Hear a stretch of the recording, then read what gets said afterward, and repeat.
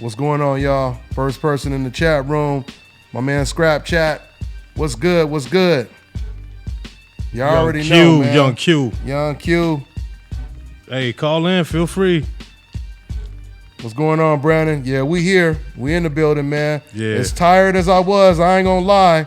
I thought about canceling this one just today, man, but I said, man, we got to get it in, man, because everybody expecting it to go down. What's going on, Brian? My man Brian is like, whoa, what's going on, man? Y'all could go ahead and put y'all states and countries and all that kind of stuff if y'all want to, man. Rock Sports, definitely like, yo, that cat be up in here. Yeah, Boxing News. What's up, y'all?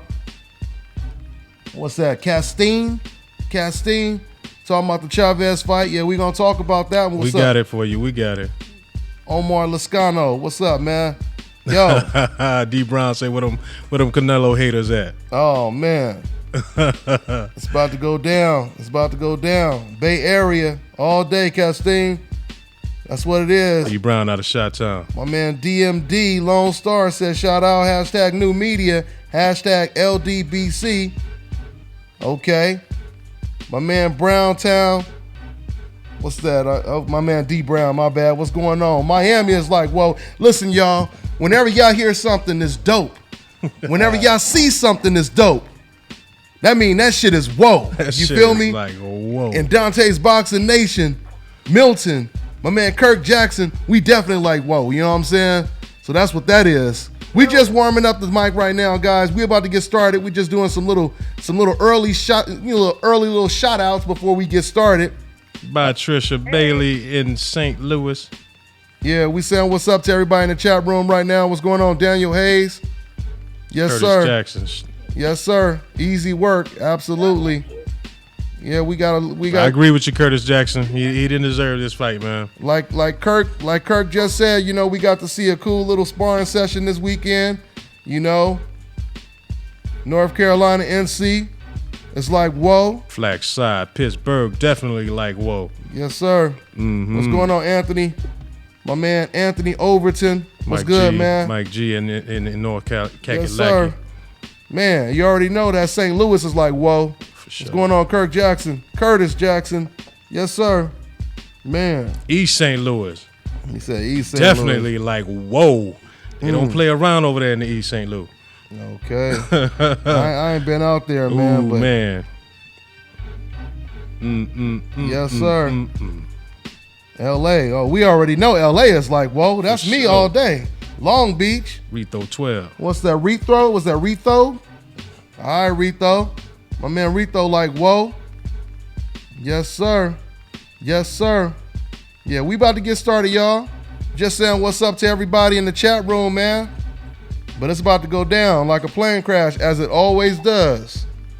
Right here. Copy Dan. On so DBN Radio. UKG. Chirac. Yes, sir. All right, guys, we about to get started in a minute, y'all. So there's going to be a small pause, all right? There's going to be like a 1-minute pause, and then we're going to go ahead and get started, all right? Once again, just want to say everybody up. Say what's up to everybody in the comment section, the chat room. San Francisco, I see you, man. My man Kodo. Okay, y'all, Lancaster. Yeah, I lived in Lancaster for a minute. Lancaster's like, whoa. All day, my man Manuel. Yeah, I was over there by Courts Hill and all that back in the DZ. Yes, sir. He said Teddy Atlas' interview was whoa. He said the interview was whoa, huh? Yeah, we gon'. Okay. All right, San Diego's like, whoa. Okay, y'all, let's go ahead and get started, y'all. Like I said, give me like a 1-minute pause, all right? And then we gonna start it up right now, y'all. Hold on, y'all. My man said Teddy Atlas' interview was like, whoa. Oh, that's good. For sure. Dontae. With Dontae's boxing.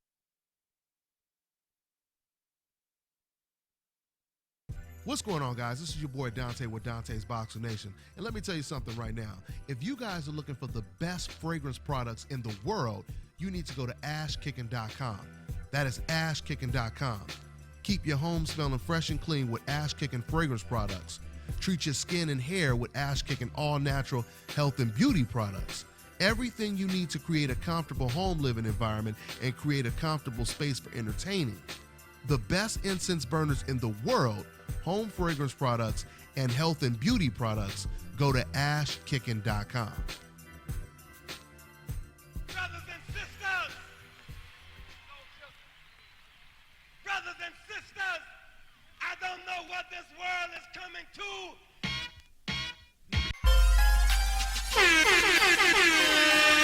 Hey yo, check this out. This is Flavor Flav, and if you want the whole truth and nothing but the whole truth, so help the whole truth.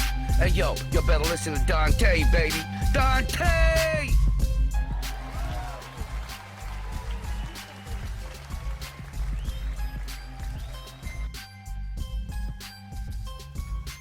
What's going on, y'all? And welcome to another great edition of the Dontae's Boxing Nation show. We are back. It's going down as it always does right here on Dontae's Boxing Nation Radio. First things first, let me go ahead and give a shout out to my sponsors, man. ashkicking.com. You see the Senate candle. We got a DBN candle. ashkicking.com.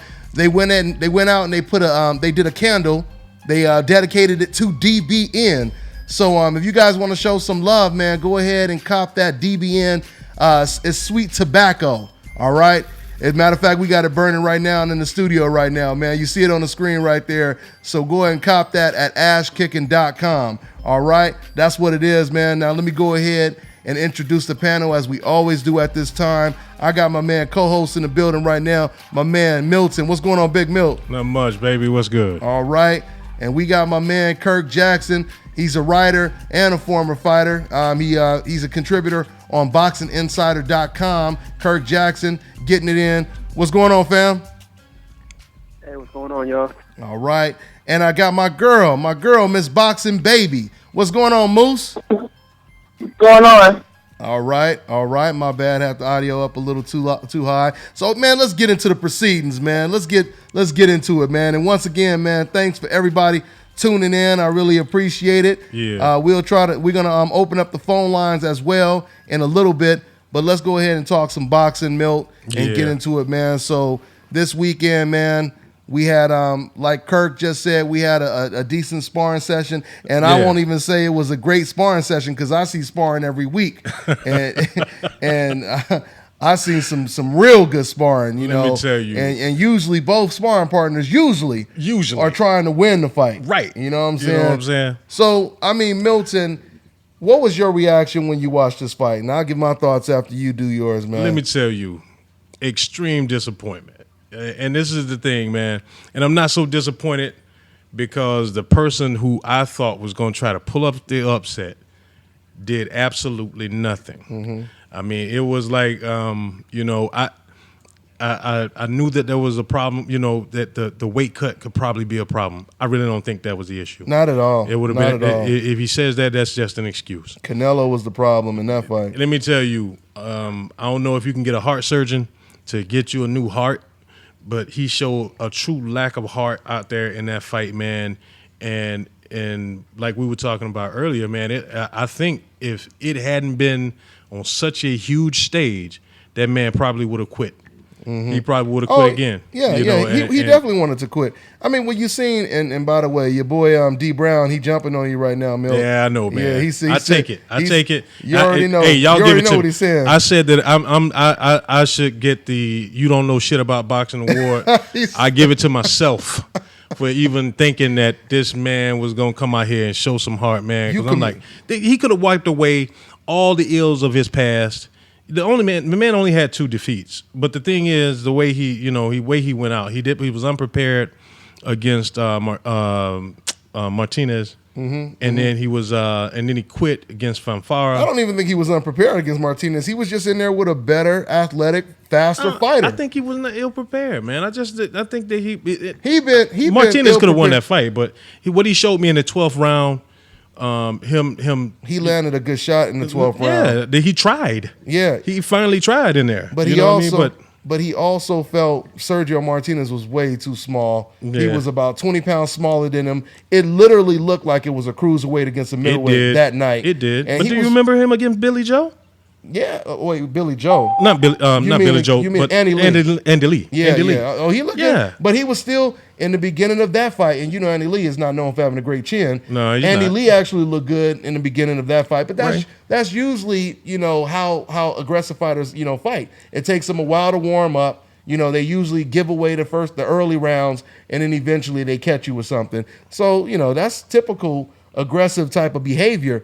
But I gotta say, man, I'm getting sick of this this Mexican heart that fighters like Chavez, he's messing up that reputation. He is, man. Because when people just automatically stereotype, a whole country full of warriors, because there are a lot of warriors in the country. Don't get me wrong. There's tons of real Mexican warriors. Right. But you got people like Chavez, he's messing that up. He's messing up and the And I'm game. saying, when you see people like Chavez who really wanted to quit in this fight, He did. And this is what I worried about. And I'm gonna put Miss Boxing Baby on the horn because I'm interested to hear what you got to say about this, Miss Boxing Baby.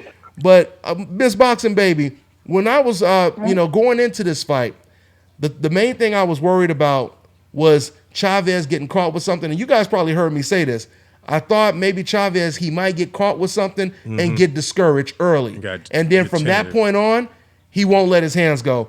And unfortunately, I was right, because that is exactly what happened. I remember and it's crazy because he started off aggressive. He looked good when he was throwing them body shots in like the first two rounds. Did. And I'm he like, looked okay, really good. All right, we're gonna have us a fight here. We gonna have a fight. Yeah, but then around the third round, all of a sudden he must have got caught with something. He just backed up, and at least for 2 rounds, he almost didn't throw one power shot. Because I remember I waited for about 2 rounds, and then he finally threw one hard right hand, and I said that was his first power shot he's thrown in 2 rounds. Miss Boxing Baby, so what was your reaction to this fight, and how did you call it going into it?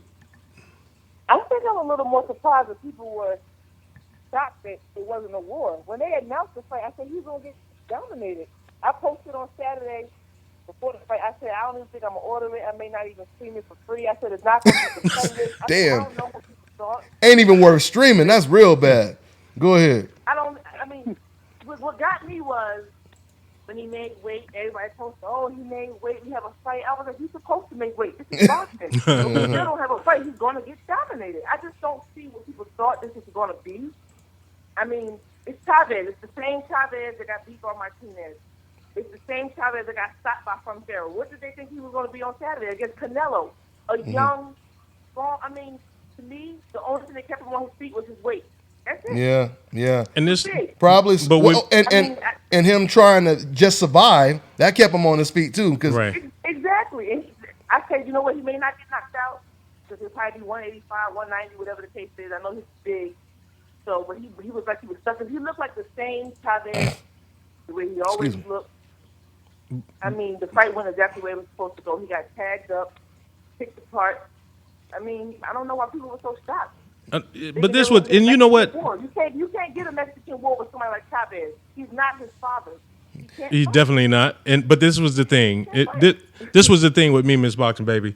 And, I'm thinking that this man has an opportunity on a big stage to correct all of the ills and woes. He had the opportunity. He had the opportunity, and I'm thinking that he's going to take advantage. I'm thinking he's going to seize the opportunity. Mm-hmm. That was the thing. I'm thinking That's this, the thing, though. but the heart just ain't there, man. The thing is, the opportunity is great, but he doesn't have the skill. That's the problem. All the opportunity in the world has been there for him. His father is Chavez Sr. He's had it laid out for him. He does not have the skill, and it is what it is. It is. Sometimes he's not to be a chip off the old block, and he's not one. He's not. And but I'm thinking that he didn't have to be his father.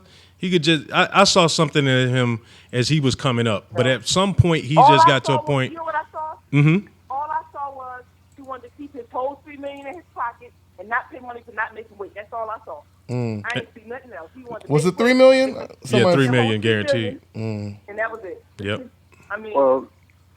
That's all I saw. So this is a simple case of a tiger's not going to change his stripes overnight. Exactly. Mm-hmm. Like we've seen Chavez in the past, how he's not been dedicated. He's never really taken the sport as serious as he should, especially with the name that he brings to the table. He just lived off the name. And, He just lived off the name. To Boxing exactly. Baby's point, and all your other points that everyone else is making, like it's like with Jordan's kids. Jordan's kids didn't have the same upbringing. They didn't go through the same trials. They just have the name of their father. So it's kind of, hard and unfair to really put in that same type of faith in that they're going to perform to the level of their father because they didn't endure the same trials. Mm-hmm. And, he's history time after time after time showing that he's not on that level of elite fighter.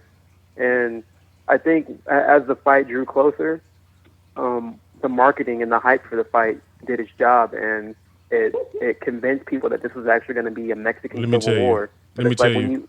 I think you kind of have to go off, like, when you first hear of a fight, go off your instincts then. Like, oh, I should have. like Canelo's fighting Chavez 5 months from now. Oh, Canelo got that easy. That's when the hype doesn't really get to you. You can actually make a logical prediction on what's going to happen. And that's kind of what happened. When they first announced it, we were talking about it. That I saw, this is the same Chavez that never had a jab. He always felt like he was stuck in cement. And it was like, I don't know, man. I see focus in his eye. I didn't see anything. I just thought he wanted to keep his That's all I saw. I didn't see nothing else.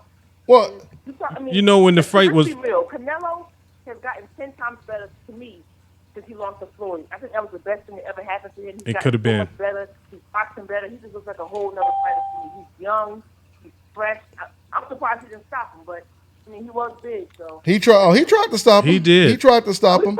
When the fight was first made and we first discussed that fight on here, I was saying that I thought that Canelo was going to stop him with a body punch, with a body shot. But then as it grew on, as it went on, and I saw that he was paying attention to Nacho, he was losing the weight, he was going to come in.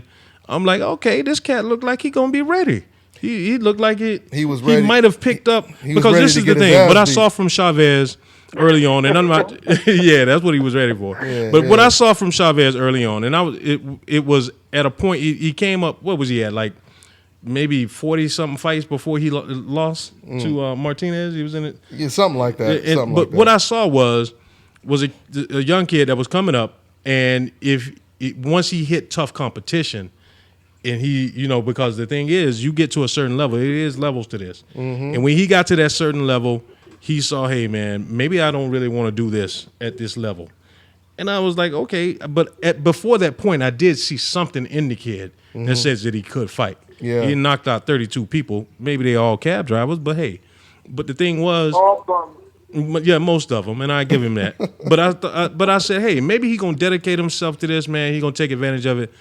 But what I would have preferred to have seen was this man go out on his shield than to go out like a sucker. He went out like a straight, a simp, man. He showed no heart. No heart. Nothing, man. There were times when Canelo would back up to the ropes and stand there like, hey, okay, come on, get me, And then he would back off the ropes. He would back off the ropes. I'm like, come on, man. This man is, I couldn't what are believe you he doing? did But that. he was getting countered. I know. His punches had no pop. Nothing. Canelo wasn't respecting him. He had his hands No respect.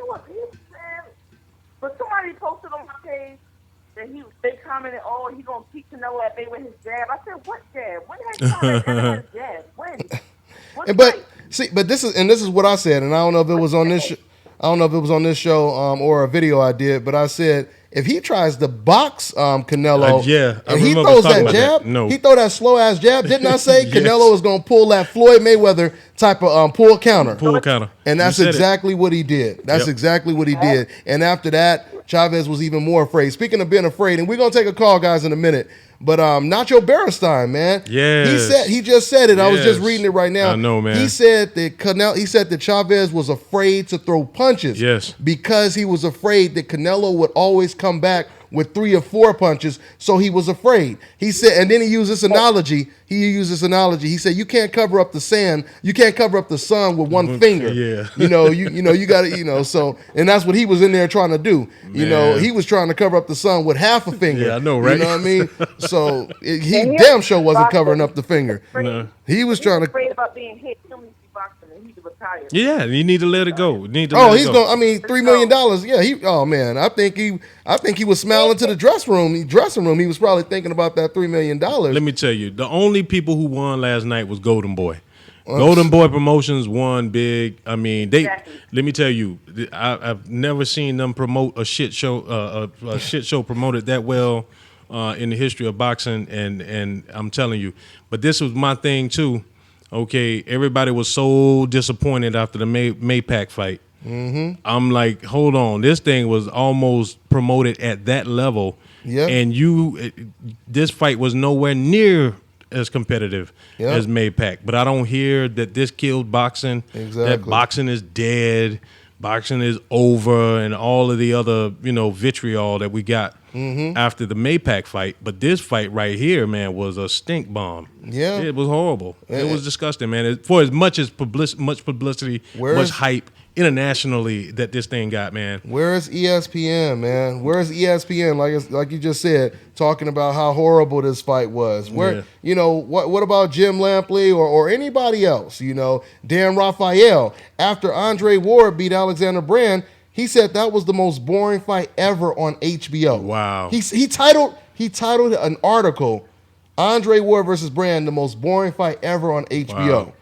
So he ain't said nothing about this. No. You know what I mean? Not with that much disdain. No, not nothing. He ain't said nothing about it. Nothing negative about the fight. No. And if it is, it's pointed towards Chavez because, no doubt about it, it's not Canelo's fault at all. No. But just like when Floyd Mayweather dominated Pacquiao, it wasn't Floyd Mayweather's fault at all. No. Floyd threw more punches. You know what I mean? He threw more punches. He landed more punches. Pacquiao, just like Chavez, Pacquiao had Floyd on the ropes. And Pacquiao did the same thing Chavez did. He backed up. He had Floyd on the ropes. He backed up. You know what I mean? So, And you know why? What's that? And you know why? Talk to me. It's a rhetorical question, but go ahead, Kurt. Exactly, because he was afraid of that get back that was coming towards him. And that's he was afraid of the yep. counter. And that's Exact exactly same what thing. Nacho said. And that's exactly what Nacho said. Chavez was afraid that he was going to get caught with a counter. Yeah.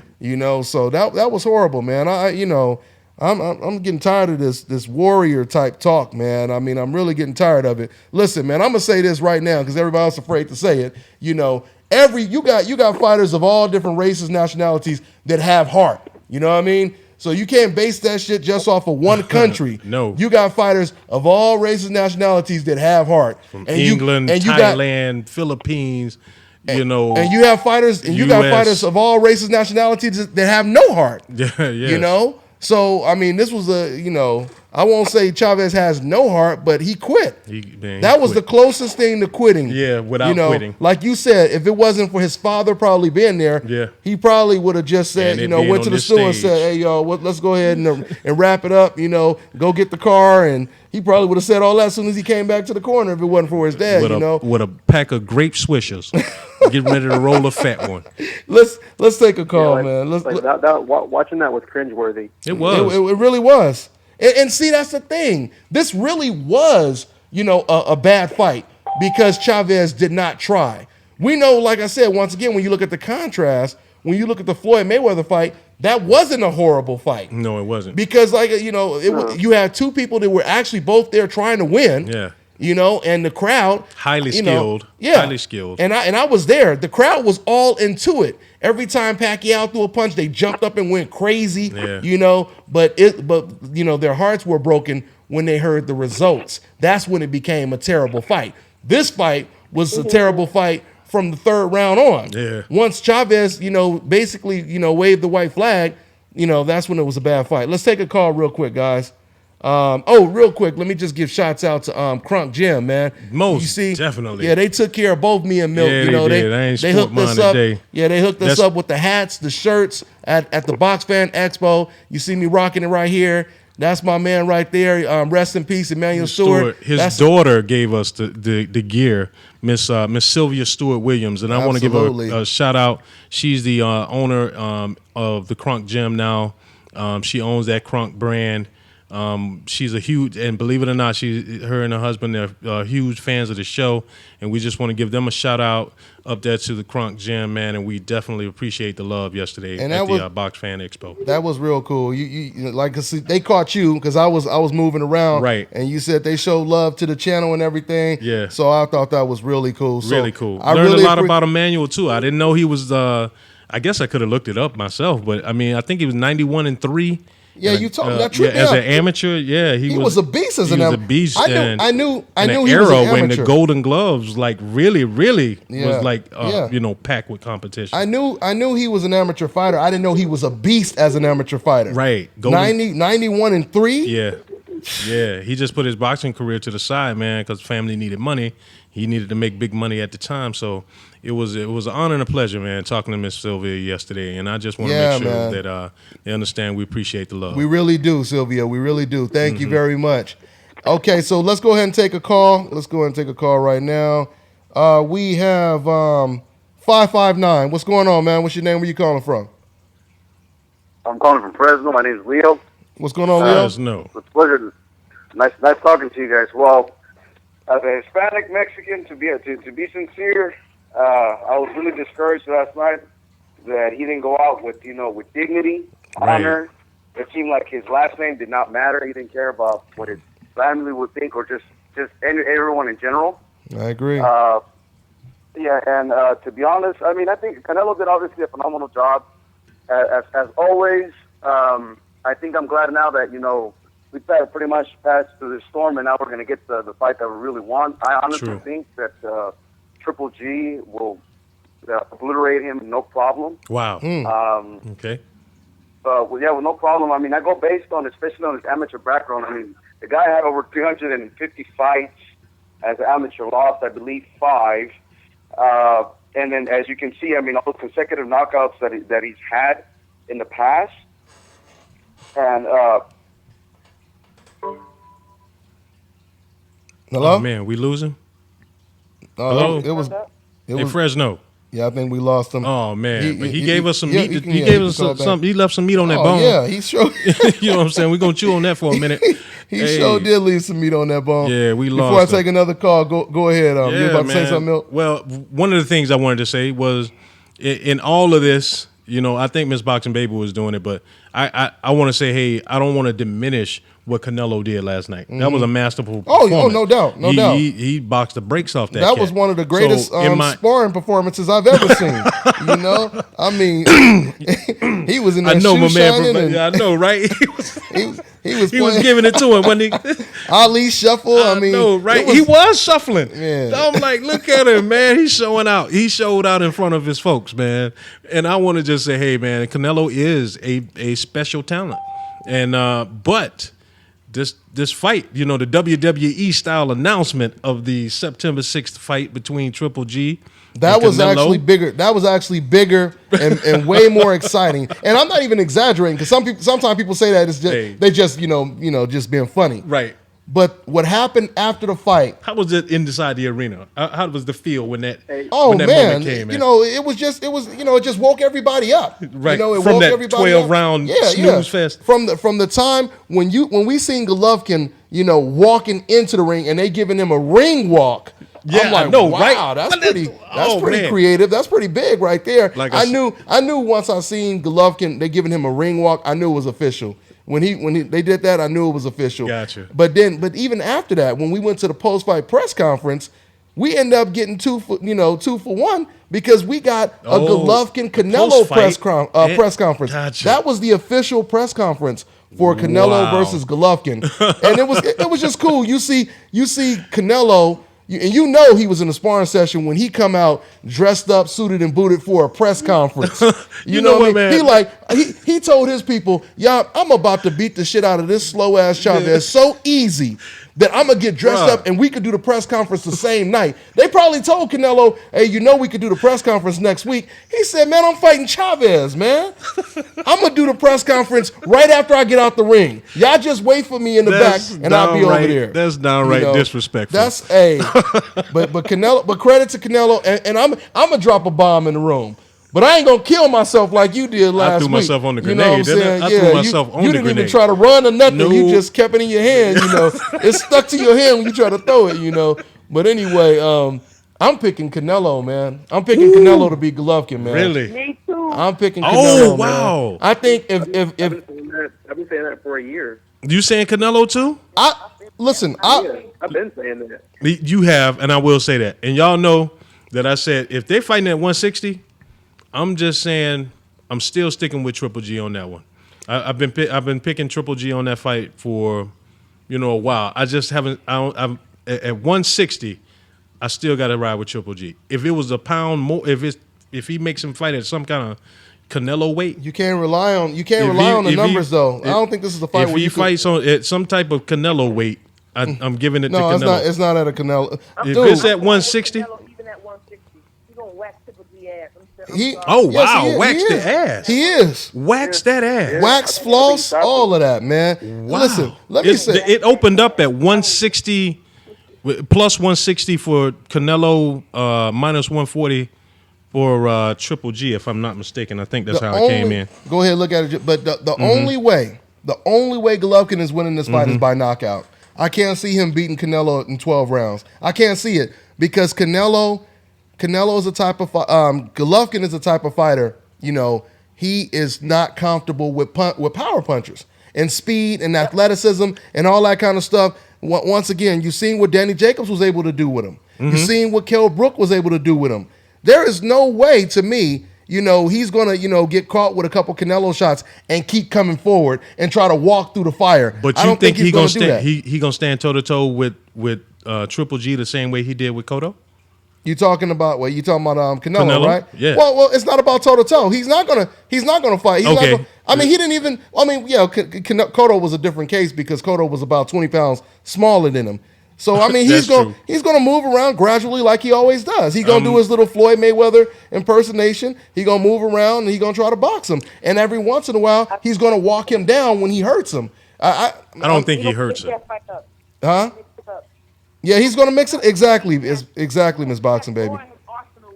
He has more in his overall arsenal than Triple G. He has more. Yes, he does. He has the best power, but to me, that's not enough. That's not enough. I think he's going to dominate him. That's just my opinion. Well, and I think also at the higher weight, we saw with Canelo, he actually has more energy to fight at the pace that he wants to fight at. And I think he's going to control the pace. I did see that last night too. He did look so fresh. He looked extremely fresh throughout the entire fight, but by not having to go back down to 154. Which brings me to my next point. Go ahead. Being 10 pounds heavier, he looked like even on the scale, he looked like a different. He looked like a different beast. Let me tell y'all something, man. Canelo has been fooling the public for years. This man has been a natural super middleweight probably for at least a year, man. Oh yeah. He was struck. That's why he was trying his best to stay at 154. To milk them smaller fighters as long as he could. Yeah. Do you see how comfortable he looked? Extremely. How does a person go from demanding someone to come down to 155, right, to go all the way up, and then all of a sudden he jumps all the way up to 164. 164. That's because he he's went comfortable. Straight past 160. He can fight at 168, and he will be comfortable. He could. He knew this stuff. Like I said, he's fooled the public, and I'm not saying that's a bad thing. Because I give Canelo his props that now he's about to fight Golovkin. And I was going back and forth with who I thought would win that fight until I seen the Jacobs fight. I think the Kell Brook fight, we were still wondering, okay, was it just a bad night? Was he exposed? But the Jacobs fight, it confirmed it. To me, it completely confirmed it. He cannot deal with athletic fighters, especially not with power. The only chance he has is the fact he has that height advantage if he tries to, fight a Golovkin, David Lemieux style fight. That may help. That might even help him. But I still don't see him winning. I see it going that way. I see it going that way. Even though Canelo throws every punch, and he throws every punch very well. He goes to the body exceptionally well. Triple G, I haven't seen him come off with a devastating left hook.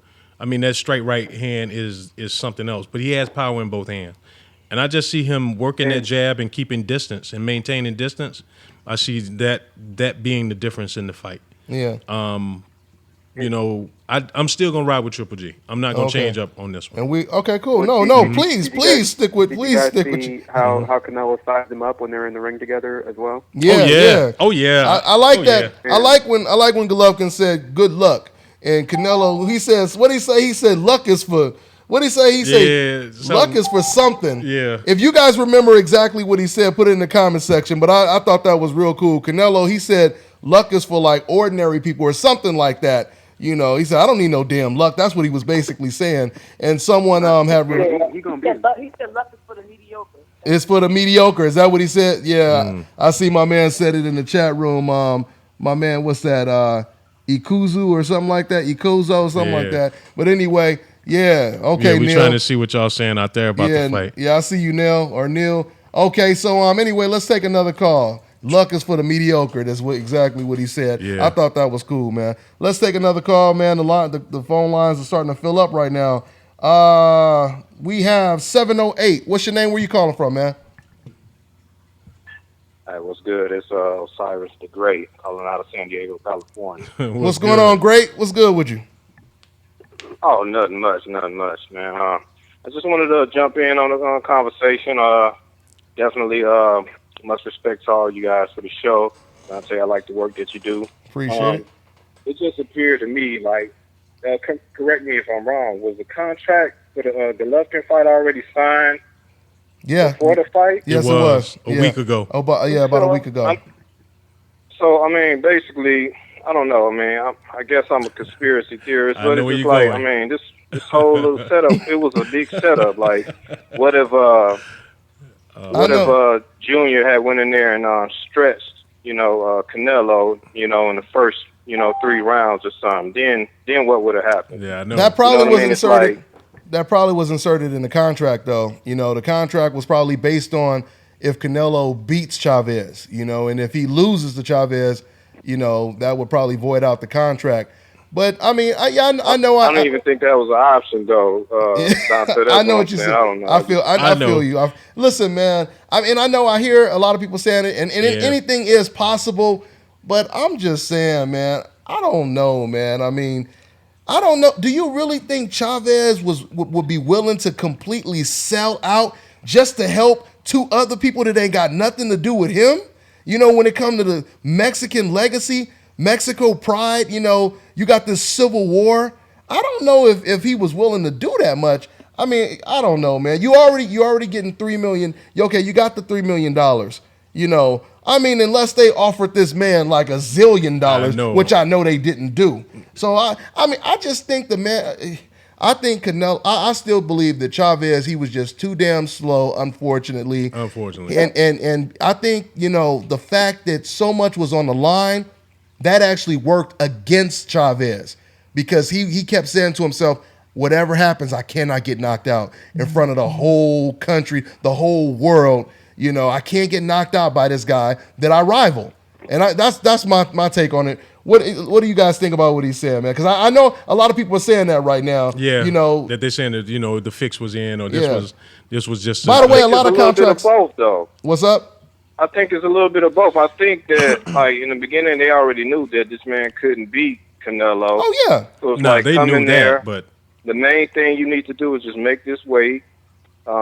And not get knocked out. And then, and then they try to make us kind of forget about it with this, okay, the real fight is coming up next. That's how I see it. You know what I mean? Yeah. I can go with that. They've been selling this fight for like over a year now. Like they were building their way into making this fight happen.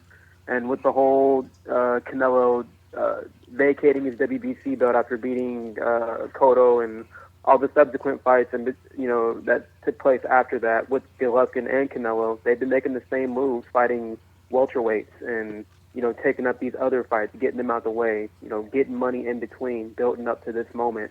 We've had times of doubt where people were jumping on Canelo saying, "Oh, why aren't you fighting Golovkin?"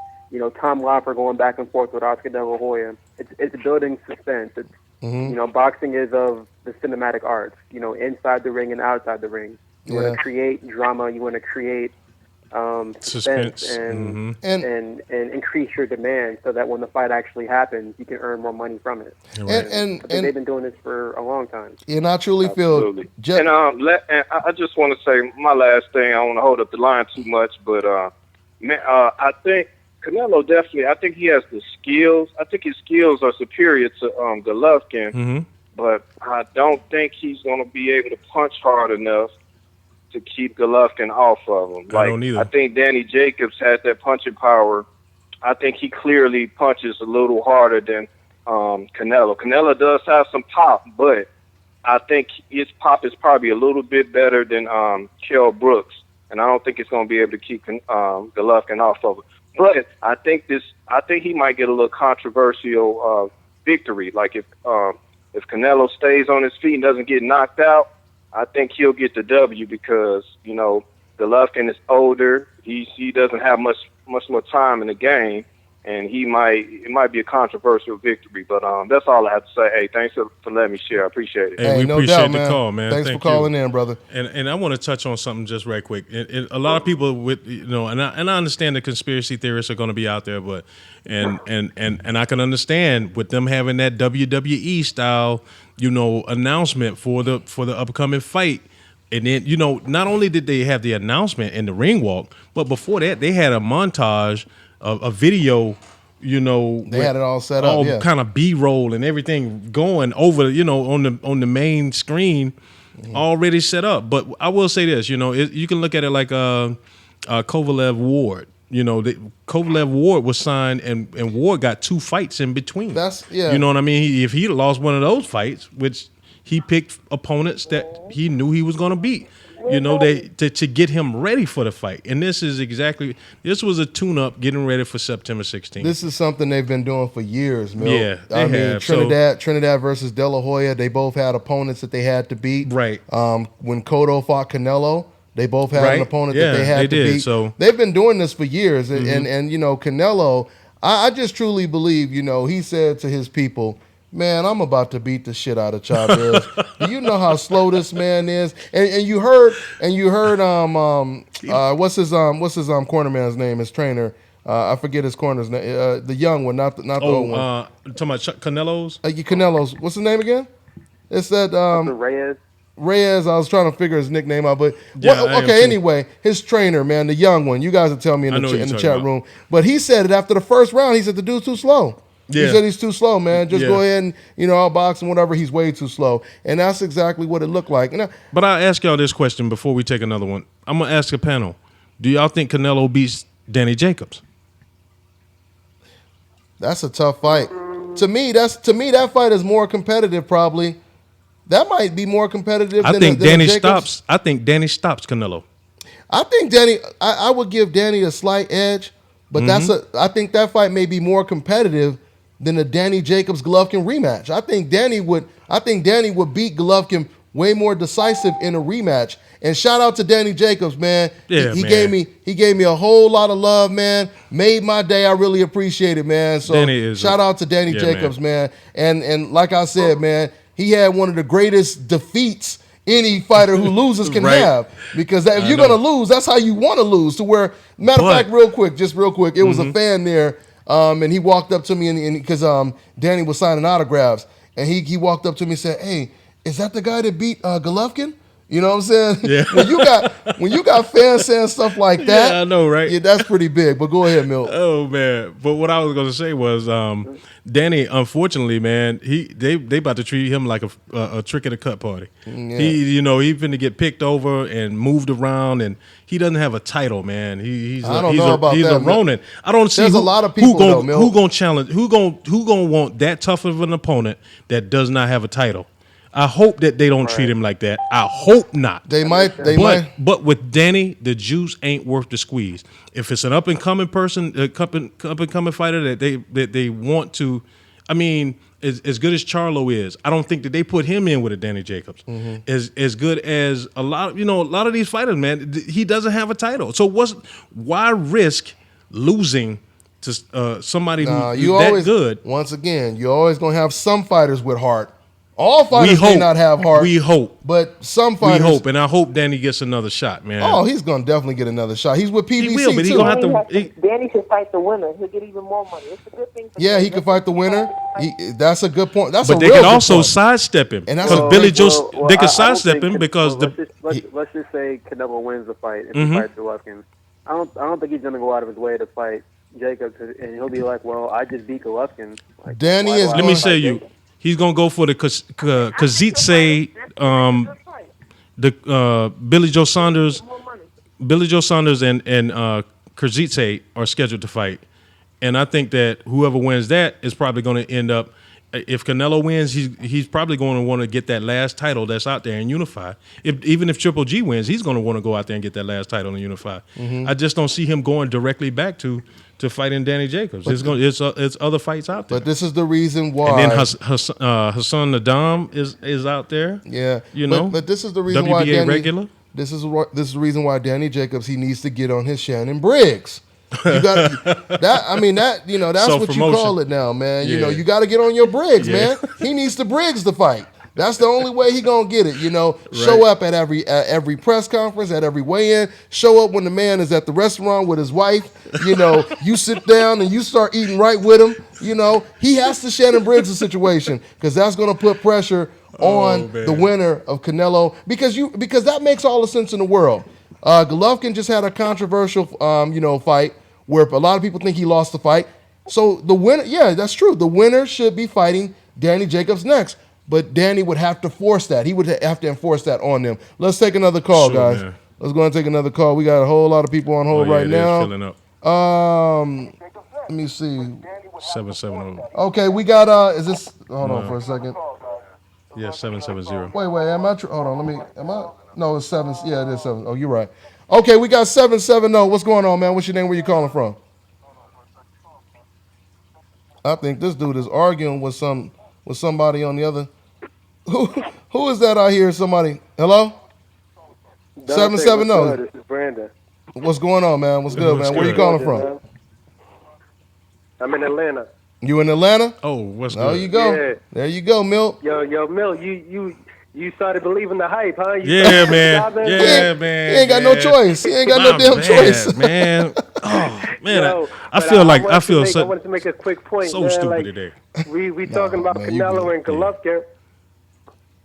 We talking about Canelo and Golovkin. But I think what people not looking at is the foot speed that Kell Brook and Jacobs had in that fight. Yeah, that's true. Canelo got left feet, man. He ain't gonna be moving the way they were. He's gonna get clipped, man. Sometimes during the fight, he's gonna end up getting clipped. So so you attribute it mainly to Golovkin just being bigger and stronger, right? So he's bigger, stronger, and Canelo likes to sit in the pocket. If you notice, a lot of the time he's a decent counterpuncher. He gets a lot of credit for being a counterpuncher, but a lot of time he's gonna make you miss and not make you pay.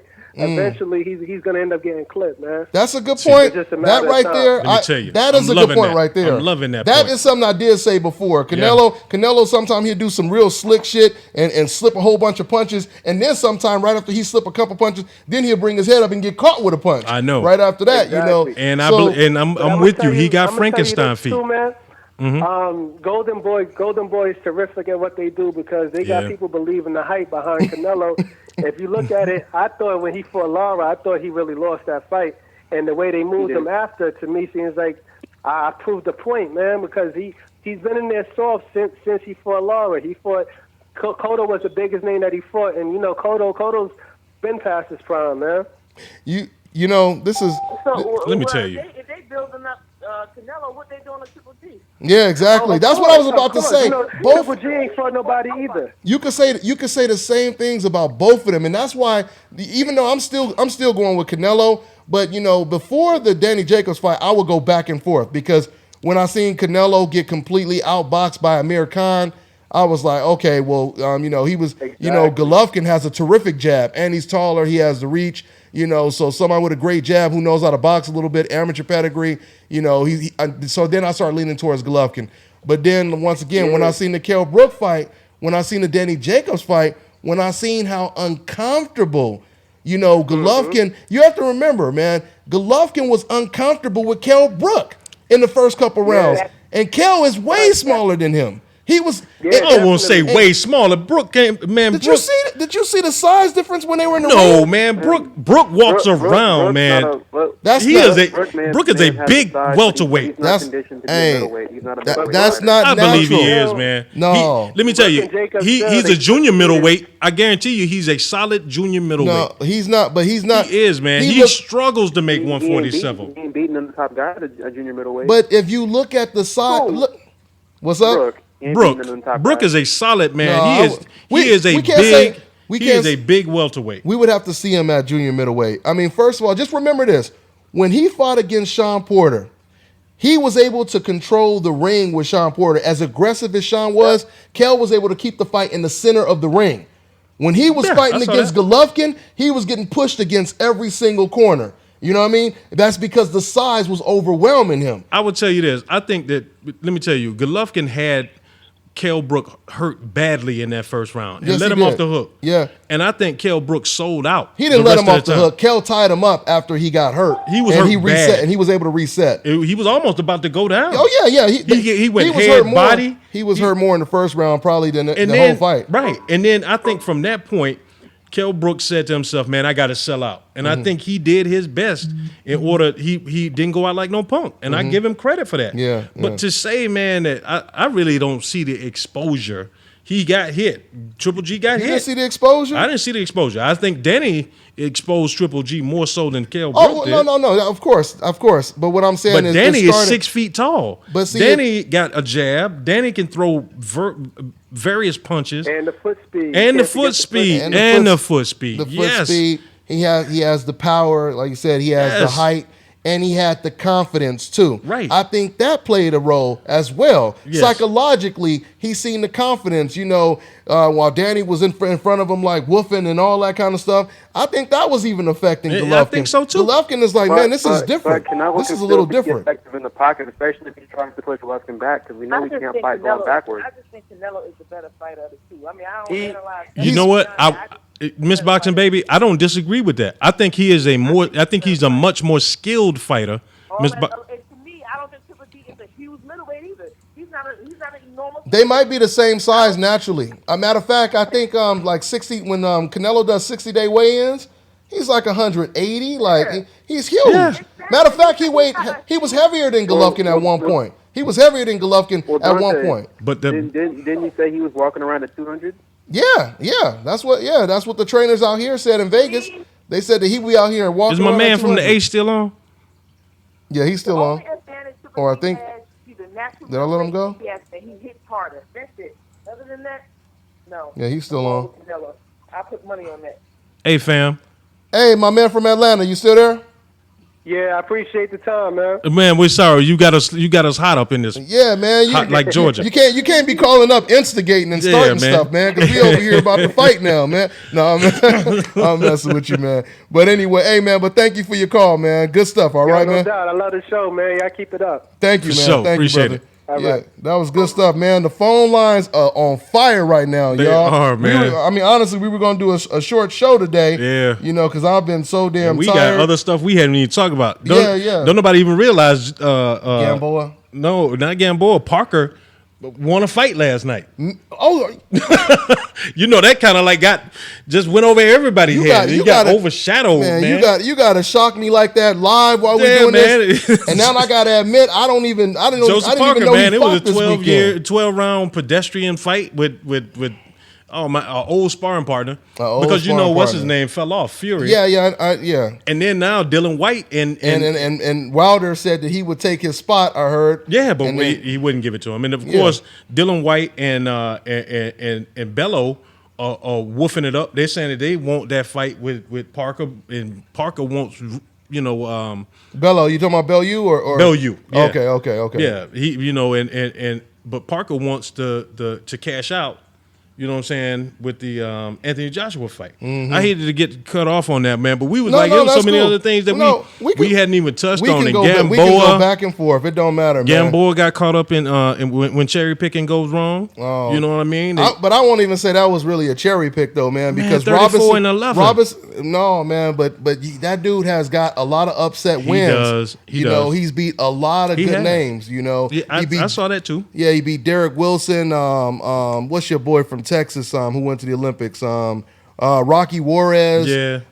He done pulled off a lot of upsets. He has. And you know, you got a fighter from Mexico. You know, sometime that 11 losses, you never could know be what deceptive. you're gonna get. Yeah, it could be very deceptive. Could have been earlier in the career. Could have been. Yeah. I didn't even check his box. Remember, a lot of them, you know, they don't have an amateur record, so a lot of them losses are like, you know, amateur fights. Really, you know, that's just experience. You know, but I hated to learning see on that the job, from Gamboa, man. Oh man, and it's like, that was hard. That was hard to watch, man. It was hard. I mean, because Gamboa didn't look good in his last fight against Rene Alvarado. He looked really got bad. Caught one time, man, and I thought he was about to go down in that fight. But even when he wasn't getting caught, he would throw punches with his chin sticking Straight out. Like, you know how he throws Lean those out over his feet. Yeah, man. And it looks really, really bad, man. did. But real quick, man, and we'll go back to it. I'm starting to believe that Wilder is the most feared heavy. He might be competing with King Kong Ortiz when it comes to being the most feared heavyweight. Man. Because Anthony Joshua's people, now Eddie Hearn is saying, we want Tyson Fury. Then after Tyson Fury, you would think they would say we want Wilder, but they said we want the rematch with Vladimir Klitschko. It would seem like, that's what Eddie Hearn said. He said that's what they aiming for, you know. And Ms. Boxing Baby said, "What?" I know. They build the narrative that Wilder is ducking everyone, or he's not trying to make any fights for anyone, and all he does is fight bums, which is messed up because he's actually trying to make these fights. Yeah, absolutely. Absolutely. No one stepping to the plate. Yeah, I mean, eventually. Don't get me wrong. I think Anthony, you know, he will take the fight eventually. To me, it's kind of like a Keith Thurman, Errol Spence situation, to be honest, you know, where I feel eventually he knows he has to fight him. You know, but you know, when I see people in the comment section saying stupid stuff like, and then that's what really annoys me when fans are defending and condoning a fighter that that they're fucking rooting for. They're defending him and saying he should even duck. They're encouraging a fighter to duck someone. What kind of fan does that? I know, but you know one of the things things hear me on this show saying, "Oh man, he should duck that fool. Oh, he should duck him. He ain't fighting nobody." You know, you'll never hear me say nothing like that, man. But one of the things that you got to look at too, they trying to keep. I see it as trying to keep it in the UK. They're trying to keep, you know, and but Wilder already said he has no problem with that. Wilder already said he has no problem. I know he doesn't, but he's the last man out. He's the American. You got Fury, you got Bello, you got Joshua, you got and even Parker. They got the ties. You know what I mean? He was from New Zealand, but they would rather keep that title over there, the titles over there, and just fight within that area because it's more money. Mm-hmm. They won't have to come to the U.S. They don't have to deal with the U.S. And they can keep those titles in the U.K. Yeah, until it has to happen. You know what I mean? And okay, let's go ahead, since we got the phone lines lit like this. Let's go ahead and take another call. What's that, Boxing Baby? Boxing Baby, what you say? You talking to somebody else? I'm confused.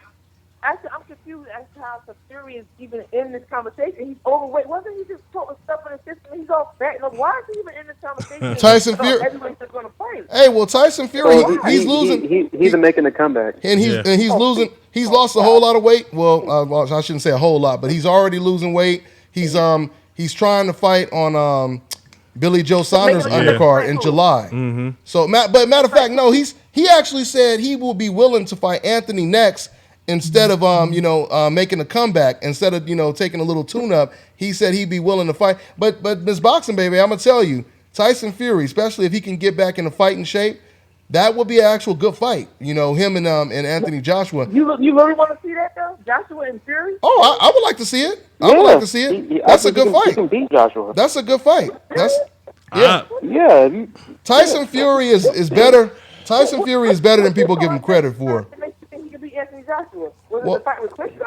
I mean, before that one. Well, his footwork for one, he's bigger than Joshua. He's the biggest heavyweight out there. But you got to remember he was able to control Vladimir Klitschko from a distance though. You know, you could say was that fight really about what he did or what Klitschko didn't do? Really? No. Thank you. I believe it was what Klitschko did. It was about what Fury did. I don't know, man. I'm with Miss Boxing Baby on this one. I'm with Kirk on this one, man. I think it was. I mean, think about this real quick. I mean, all the opponents Vladimir fought before, how come it was this person that he didn't do this or he didn't do that against?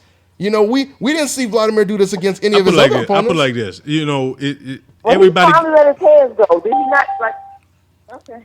Everybody has a bad day at the office. That wasn't no bad day at the office. That was a bad day at the office. That was Vladimir. Go ahead, Miss Boxing Baby. Fury destroyed Klitschko leading up to the fight mentally, and then outboxed him. Yeah, and now outboxed him.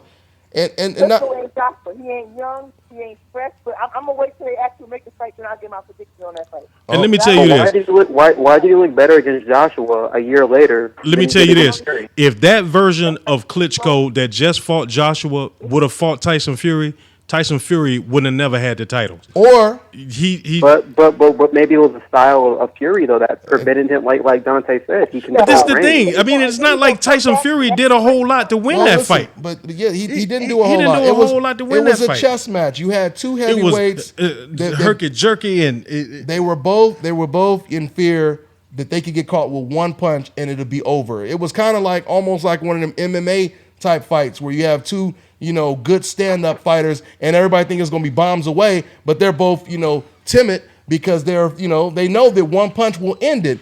Let me just say this, though. Once again, if Vladimir Klitschko would have been more aggressive, how do we know because of his chin he wouldn't have got knocked out?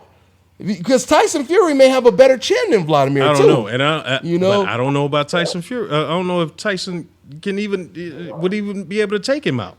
From what I saw, man. But I'm saying if Vladimir would have fought the way he fought. Let me tell you, man. I still believe both of them should get an L on their record for that fight. They both should have lost if that's possible. You can't do that. I know you can't, but I mean, they need to make up a new rule. If you fight this bad on this level, you should both lose. All right, y'all. Let's go ahead and take another call, man. I want to get some of these. We got a whole lot of people on hold right now, guys. So, am I going blind or something? Okay, let me see.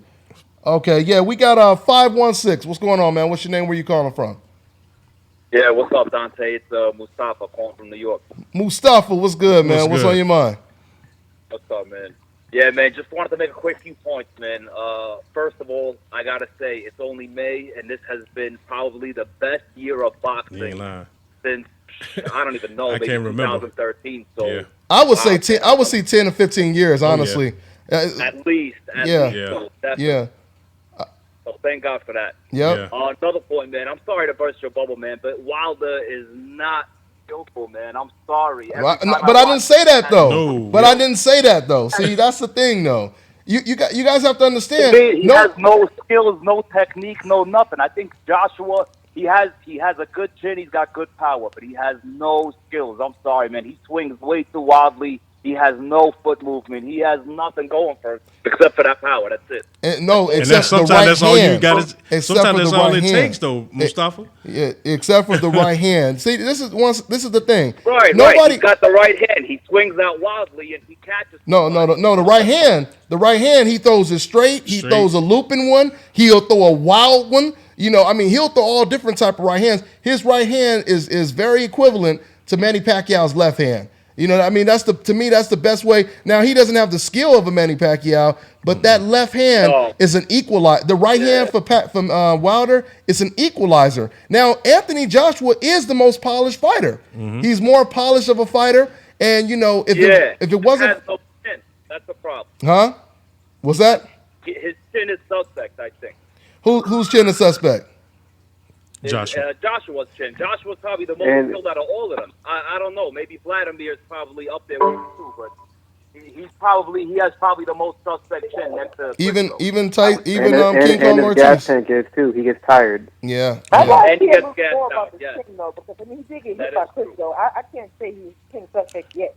Me and Miss Boxing Baby, we agreeing again. He got stunned against what's his name too, Dylan White. Yeah, Dylan White is a big dude, man. Yeah. These are heavyweights. Heavyweights get stunned. Yeah, and this is the thing. I will say this: Klitschko has hit a lot of people with that same 1-2 that's still trying to get up off the mat. But you can ask, But there are fighters that was able to Well, now think about it. You're actually right. When it comes to Vladimir Klitschko, it hasn't been a whole lot of fighters that really just walked through that right hand. Because I was thinking about Sam Peter. He was walking through a whole lot of his shots, but then eventually even he got staggered real bad later on in that fight, right. And because at that point he had never been knocked down before. And this is when he first. And also one other thing I'm gonna say back about the fight against Fury. I still believe if Emmanuel Stewart was in his corner, I don't think he would have lost any of the fights. Me either. If you look back in the day.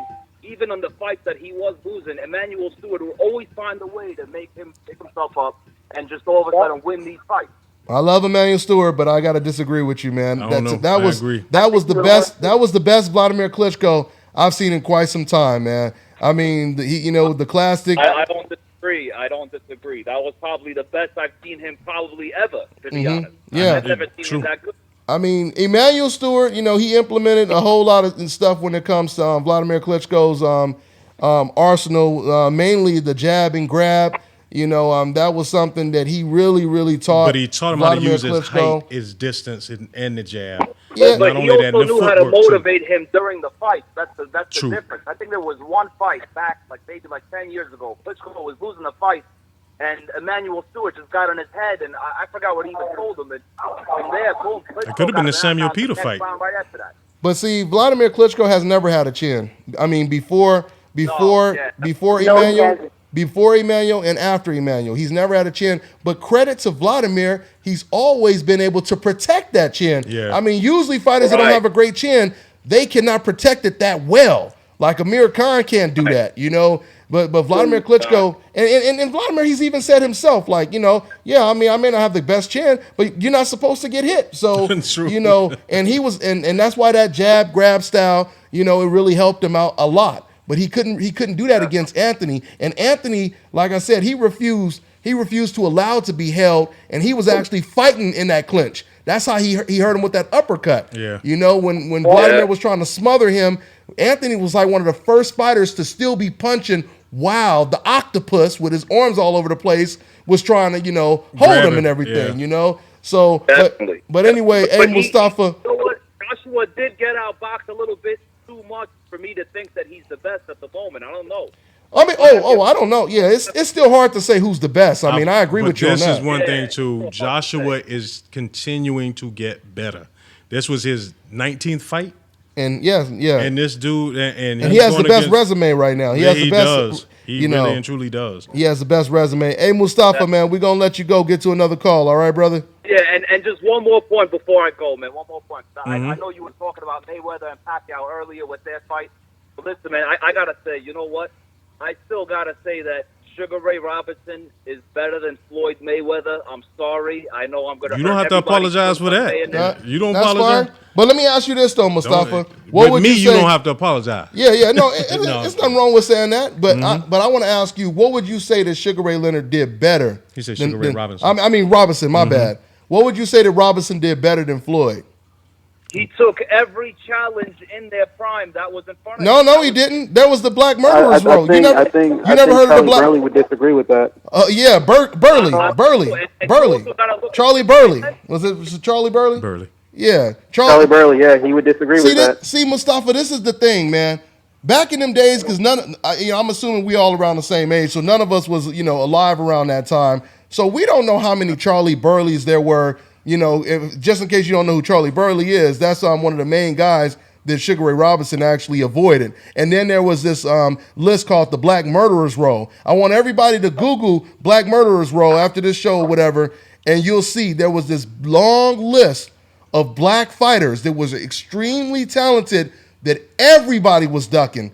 Jake LaMotta, Sugar Ray Robinson, Henry Armstrong, they were all ducking this list of fighters. So you can't say that Sugar Ray Robinson has that over Floyd Mayweather, bro. You know what the funny part is, real quick before I go? The funny part is I actually think Floyd Mayweather is probably the most skilled fighter of all time. He just never actually got a chance to show us how great he was because he didn't take any of the fights when it really mattered. I think that's really the biggest. I mean, I hate to this argument. No, here we go.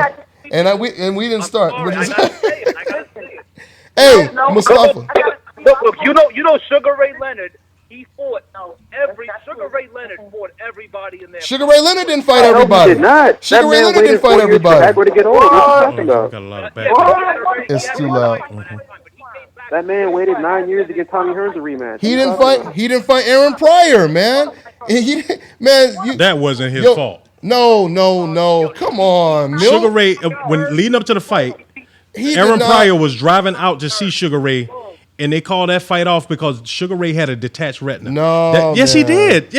Aaron Pryor was crying in the car, but Aaron Pryor was riding out to see Sugar Ray Leonard fight. Sugar Ray Leonard was not going to fight Aaron.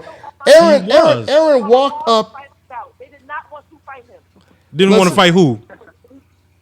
Floyd. I got a video on my page. Wait, hold on. Okay, you know what? Let's get back. Hold on, Miss Boxing Baby. Let's get back, and we're gonna take another call. But this is interesting. This is a good conversation. Mustafa. Let me ask you this, Mustafa. Who would you say in the last 20 years has beat better competition than Floyd Mayweather? Bernard Hopkins, by far. You believe Bernard Hopkins has beat better competition than Floyd Mayweather? Bernard Hopkins. Okay, let me ask you this. How come no one has Bernard Hopkins as number one, the best fighter in the last 25 years? Nobody. I don't know. You don't know, but you're supposed to know this kind of stuff, though. He's saying that he ain't getting the props that he deserves. What I'm saying is Bernard Hopkins, to me, I think, is one of the best fighters in the last. Okay, Mustafa.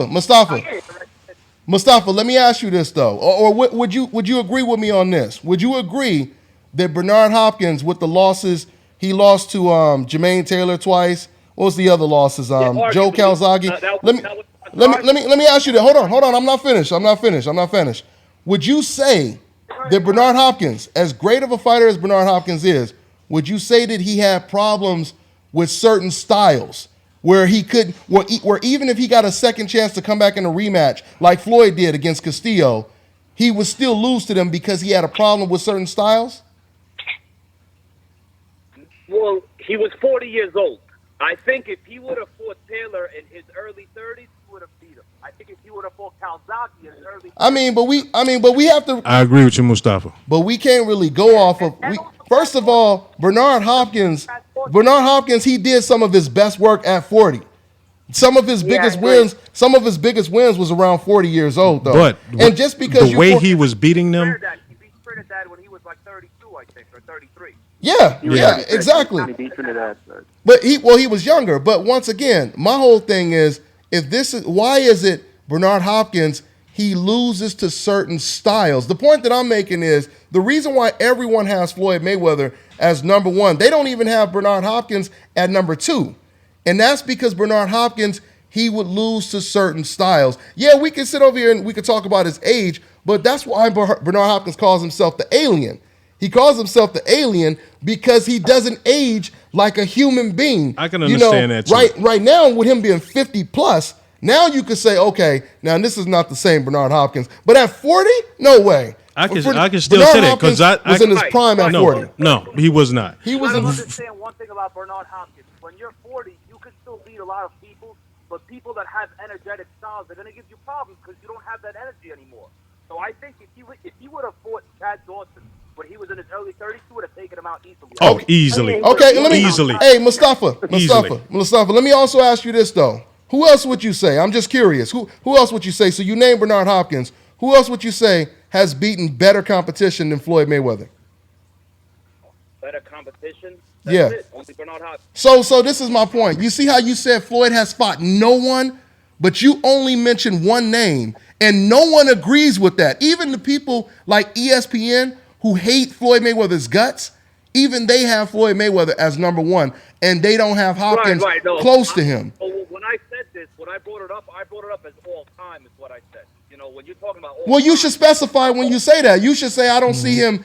You should say, I don't see him as being, the greatest of all time. Now, you did start off by saying, you see Sugar Ray Robinson is better. But when you say something like he hasn't fought anyone, and we didn't get to see how good he was because he didn't fight anyone. Let me retract. What I really meant to say was I think he is the most skilled fighter I have ever seen in my entire life. I just don't think that he has the resume to prove it, like the same way the Well, let me say this. How many fighters? But well, I was about to ask you the same question because I guess I don't have to because you already said outside of Bernard Hopkins, which even he, like I said, even he wasn't able to beat the same type of styles that Floyd Mayweather was able to adjust to and beat. But with that all being said, once again, Floyd Mayweather, he beat about 5 fighters that were on the pound for pound list when he 4 to 5 fighters that were on the pound for pound list when he beat them. Not too many fighters do we know today are beating fighters on that list. Not only beating them, but dominating them. So and moved up 5 weight classes. And look at how good Canelo is looking right now. This man Floyd beat him at a disadvantage. 20 pounds. 20 pounds. That was one of his best wins ever. So, but you didn't name that though. But you didn't mention that fight. You didn't mention that fight though. I'll put it like this. I'm talking about the type of fight. Yeah, you just have him behind Sugar Ray Robinson. Maybe you should just say that. That'll probably be better just to say you have Sugar Ray Robinson over him. And and that's more subjective, and I don't have a whole lot to. But even with the whole Sugar Ray Robinson thing, the question is for those that say he's better than Floyd, which I can't argue against. Have you guys seen Sugar Ray Robinson's career? Because we don't have much footage of him in his prime anyway. A lot of people base it off of highlights. You're right, Kirk. And a lot of people base it off of highlights. But you know what, man? I also trust and believe people like Thel Torrance.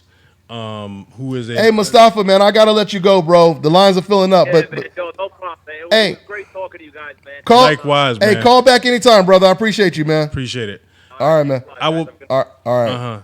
Go ahead. And I'll put it like this. And for me, Floyd is the greatest boxer I say we've seen in the past quarter century. And I agree. And not to diminish him, but the thing is, one reason I put him behind Ray Robinson is because, and I understand that too. Floyd was past his prime. People don't look at it as Floyd being past his prime over the past. That's another maybe, good point. For the past 5 years or so, that people didn't see Floyd when he was Money Mayweather. Before he was Money Mayweather, when he was Pretty Boy Floyd, that's a very and he good was point. Fighting at his peak with speed, power, agility. He was the total package. Mm-hmm. Never seen a more complete fighter, and not since I've been alive. You know what I'm saying? And as far as skill wise, but because of the advancements in the sport, Ray Robinson, yes, Floyd probably developed some more skill than Ray Robinson did. But I would tell you this though, Floyd being who he is, I still just have him slightly right behind Sugar Ray Robinson, and like I said, man, it's hard to argue with that. But I will say this too.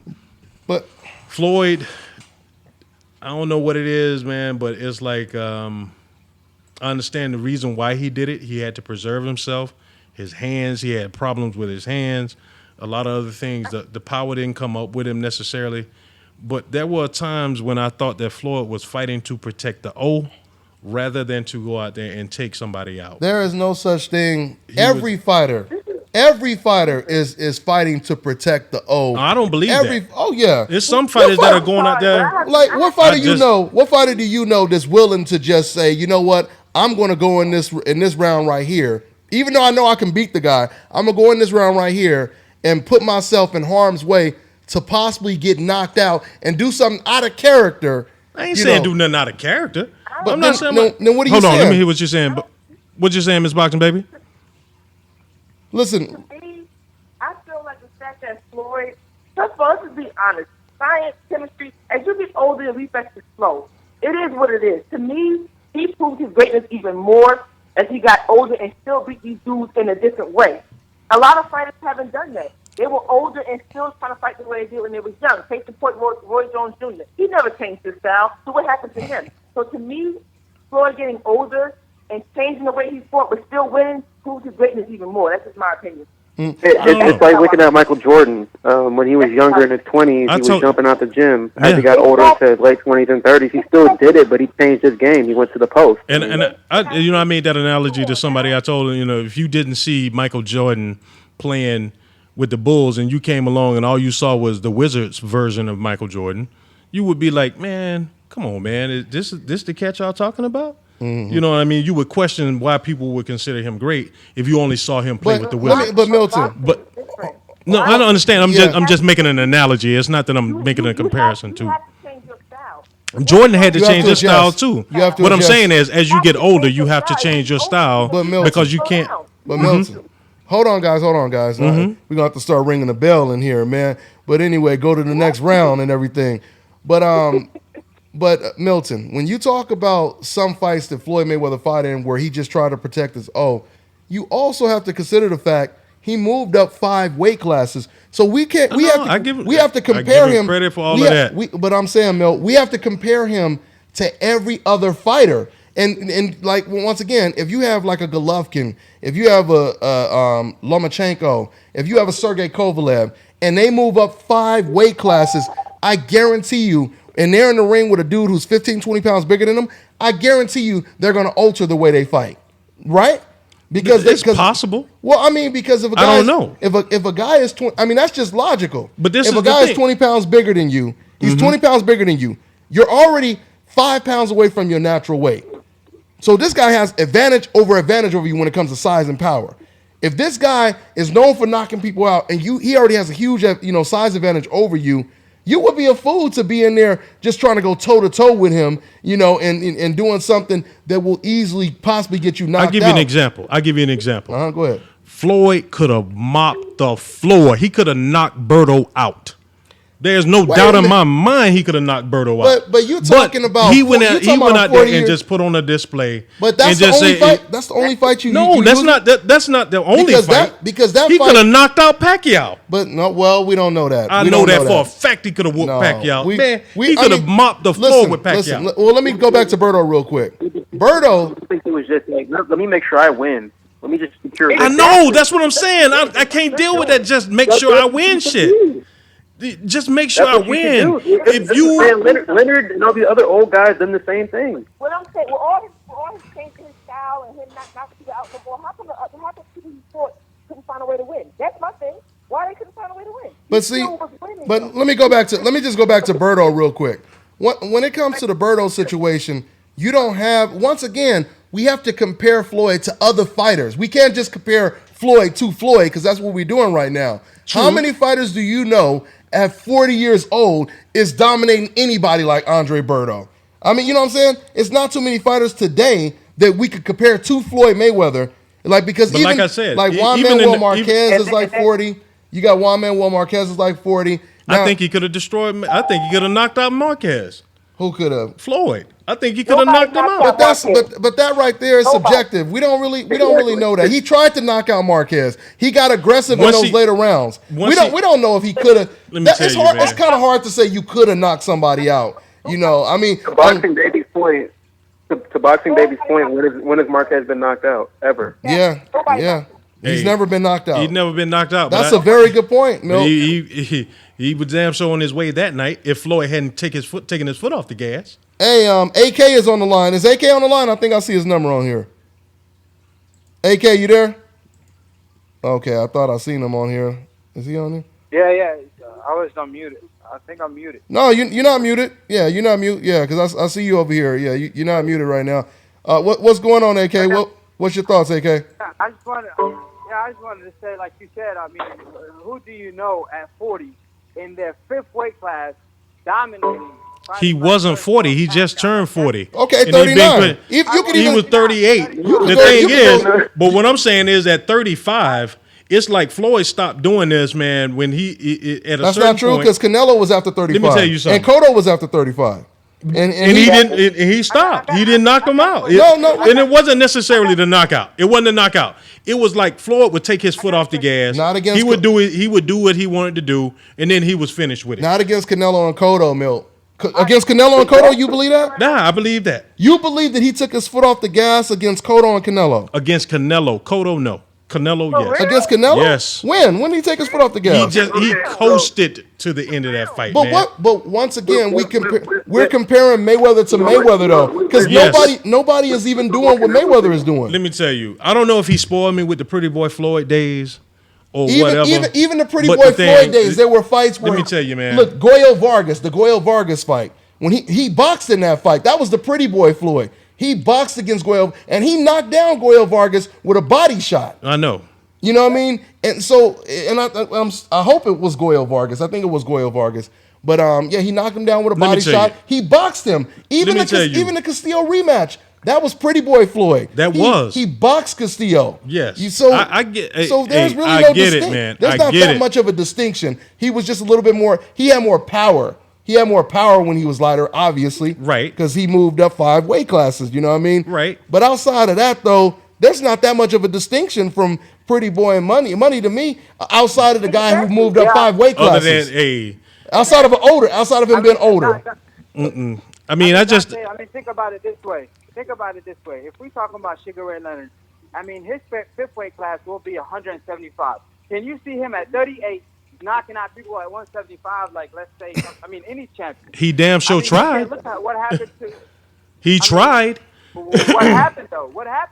So I don't care. It's not about what happens. If you, let me tell you, if no risk with me, I mean, this is my. But let me tell you this. It is about what happens because at the end of the day, No, it ain't. Sugar Ray Leonard is still considered one of the greatest of all time. Oh, of course. Sugar Ray Leonard is still considered one of the greatest of all time. Yeah. And the thing is, it ain't because that he has losses. It's because, let me tell you, if there's no risk, there's no reward. And if you ain't willing to take the risk, I can't call you the greatest fighter of all time. And that's just it with me. But at the end of the day, we remember winning, though, because we don't remember all the small details. You remember winning. Who won the fight? I remember the losses, too. You saying Floyd didn't take risks, Milt? At the end of his career, he did not take risks. And what fighter took more risks than Floyd at that age? What fighter? Bernard Hopkins, somebody my man just named. Man just fought until he was 50. Bernard Hopkins, and he took L's. And you believe that I don't Floyd, care about him taking L's. Wait. Floyd Mayweather at 38 going on to 39, he fought Manny Pacquiao. Manny Pacquiao was pound for pound number 2 when he fought him. Let me tell you something. Real quick, Manny was pound for pound number 2 when he fought him. Mm-hmm. So he is taking the same risk that Bernard Hopkins took. I'm talking risks in the ring. When you get the man in the ring, it's what you do with him. Okay, but if you use danced around. I mean, the thing is, how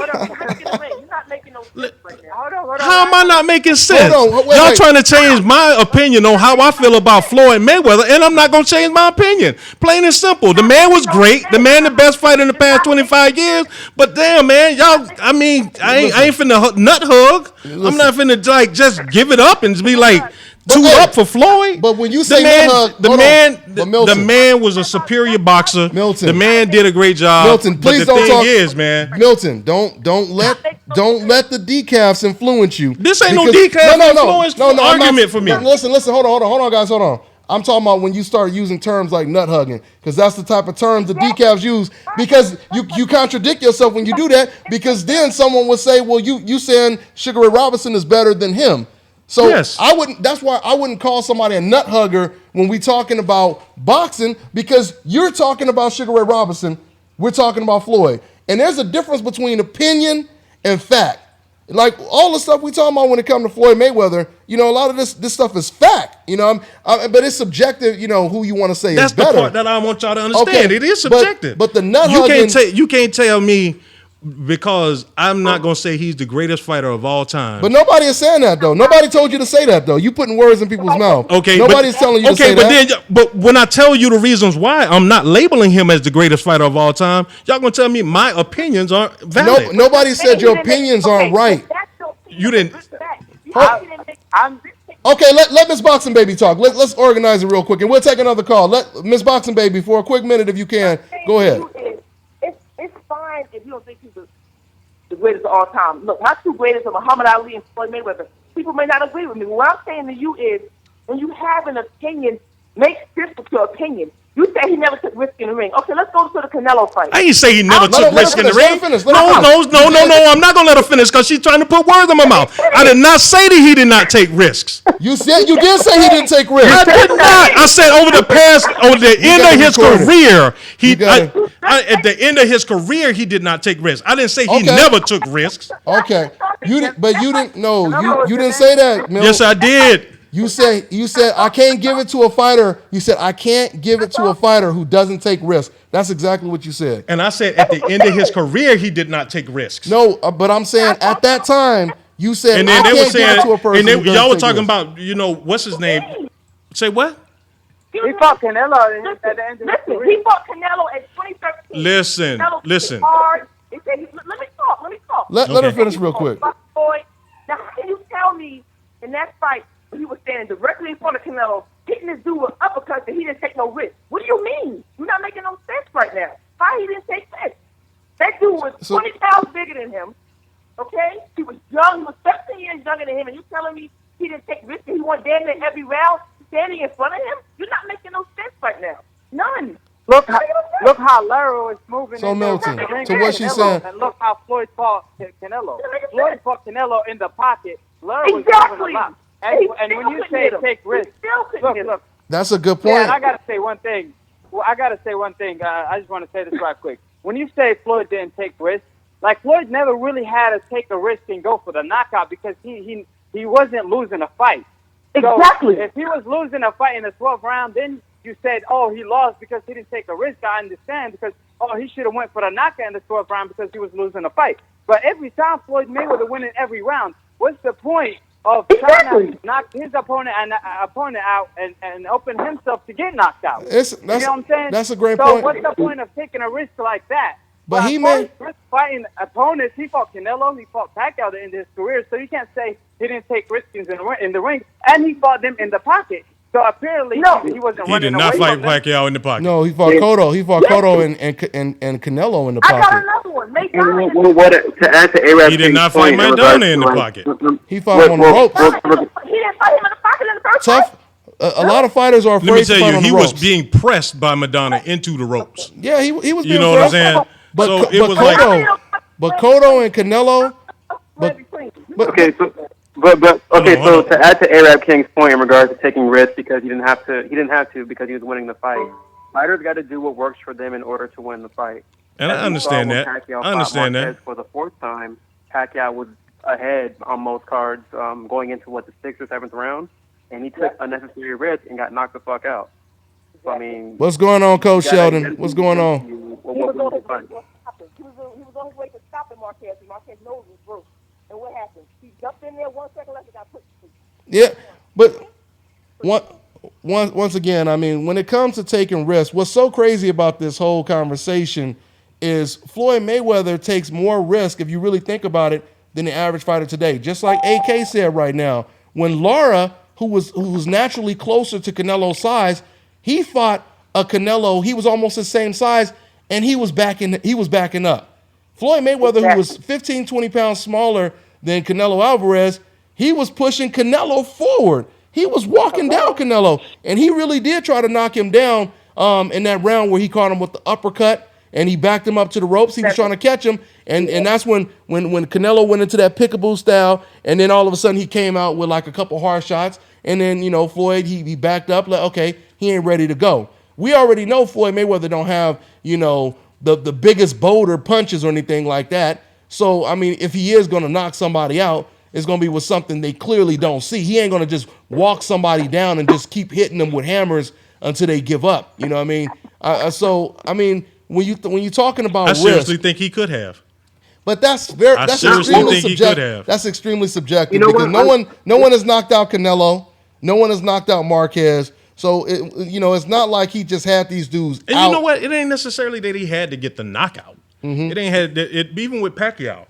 You can't tell me in that fight, man, Floyd had an opportunity to solidify him. I think that fight right there, man, if he had went in there and knocked Pacquiao out, I think that probably could have solidified him as the greatest of all time. If he could have did what? Knocked out Pacquiao. And I don't think he had to knock him out. I beat mean, him. Yeah, he beat him. He did. a But I'm slam- telling you, it was one time was it the 10th or the 11th round? He opened up the round, man. He went hit, for it. and he hit, man. He was like, I'm finna go out here and put someone in this cat. And he put it. He rocked Pacquiao, man. I think he caught him right in the neck. He didn't catch him clean on the chin. And then he just like, all right. And then he just backed off again. And his dad was in the corner arguing. Throw the uppercut right, the left hook. He wanted the right hand, left hook. Right hand, left right hook. uppercut, left hook. But see, but on top of that, there was a round. We're gonna take a call in a minute, guys. There was a round when Floyd Mayweather, because this is how I thought the fight would play out. I did think that Floyd would fight him kind of like Joshua Clottey did. I thought that's what I thought later on he would come in with the high guard and start trying to walk Pacquiao down. I thought he was now, too. Now I'm gonna tell you, you go back and watch the fight around the 8th, around the 7th or 9th round. Floyd tried to do that. He tried to come in on Pacquiao with his high guard, and Pacquiao surprised him and threw a quick like 2-3 punch combination, and some of the punches got in while Floyd was trying to walk to him. After Floyd got caught with that, he went back to boxing him. So I feel he tried to, to switch it up and do something like that. But when he got caught with them shots, he realized it wasn't going to work. He realized what he was doing. He realized Plan B was working better. You got to remember, man. Almost every fighter, if they're in there with someone, they feel, maybe Plan A is not working, so they have to go to Plan B. We seen Oscar De La Hoya when he fought against Trinidad. He decided just to start moving and moving. Matter of fact, the whole fight he was moving, because he knew Trinidad had power. But see, Floyd, on the other hand, he could fight a guy with power who's 20 pounds bigger than him. He don't have to just be moving, and shoe shine, move for 2 minutes. Floyd will fight a guy with power and stand right in front of them. That's the most difficult thing to do in the sport, bro. I've seen Floyd in the pocket. So I'm just saying that's more risk than a lot of these tough fighters today, man. How many times have we ever seen Golovkin comfortable on the ropes? You know what I'm saying? He doesn't want to be on the ropes. Golovkin ain't in the same sentence with Floyd. No, I'm saying, but we're talking about risk. We're talking about power. Right. We're talking about power and risk. Golovkin, I'm not even mentioning him in the same breath. But I'm saying, with Floyd Mayweather. I'm just talking about putting yourself in harm's way. Yeah. It doesn't matter. We're not comparing them. I'm just talking about putting yourself in harm's way. When you on them ropes and you got somebody stronger and bigger than you, that's why people always use the analogy, my back is against the wall. It means you're at a disadvantage. I understand that. Right? Right. So I'm saying he's taking more risk than the average fighters. Juan Manuel Marquez wouldn't even fight Ruslan Provodnikov at like 38. Do you know if Floyd were to try to fight Ruslan Provodnikov, they would have probably called it a cherry pick? You know what I'm saying? So these are the risks. These are the risks that Floyd Mayweather is taking. I understand the criticism. And if Floyd was a middleweight, and my last point, if Floyd was a middleweight at age 40 and he was a natural middleweight, he would have took the Golovkin fight in a heartbeat. I know that. And like I just said, to my point, Marquez wouldn't even fight Provodnikov at like 38. So all I'm saying is when it comes to risk, man, he done took more risk than a lot of these fighters we seeing today. That's all I'm saying. The thing is, and I know what, and it goes back to what you were saying, man. It's kind of like comparing Floyd to Floyd. Yeah, you're right. And it's unfortunate that I'm doing that. But the thing is, I know what Floyd got. I've seen what Floyd does to people. Yeah. And the thing is, when I say not taking risk, let me define what I'm talking about. So y'all don't think that I'm saying that he was out cherry picking or picking, lesser opponents. Every opponent that he fought over that time period was tough as nails. Everybody, it was some of the best that they had. Yeah. Maybe throw Victor Ortiz out of there. But the thing is, out of 40 fights, he won himself into position to fight that. And even Victor Ortiz was 20 pounds bigger than him. Yeah, because he beat Berto, who was you know what I'm saying. So he fought himself into position for that. But what I'm saying is this point. This is the point I'm trying to make. Floyd knew that his skill was far superior to them, and the only thing he had to do was go in there and just outbox them and move, stick and move, outbox, and go ahead and win that fight. He knew, but if Floyd wanted to mash the gas and take somebody out, I think that he really could have. And I think that Floyd didn't fight as hard as he could have and maybe you're right. Okay, he been in there for a while. He done fought some tough wars. Maybe we gonna coast on out. And we're about to take another call, guys, right now. But Floyd, go ahead. I just feel that Floyd did not fight as hard as I just didn't see Money Mayweather fighting as hard as Pretty Boy. As Pretty Boy. Okay, I said, it's unfortunate. I'm comparing Floyd to Floyd. You comparing Floyd to Floyd, and that's fine. But I just said, I know in my heart of hearts, Floyd could have taken Pacquiao out. I think he could have taken Berto out. That's that's hard, but we really don't know that for sure though. When you was younger and you making more money, that's a smart. And he's 40. And you talking about it's a smart money move. It's a smart business move. It's smart. Let's take a call. Let's take a call real quick because we got a 702. So we got somebody local. Let's see who this is. All right. We got 702. What's going on, man? How you doing, gentlemen? Love the show. Shout out to what you guys are doing. What's your name? On the conversation. What's your name, brother? He's calling from Las Vegas. You Diego. What's that? Yes, sir. What's your name? Yes, sir. Sin City.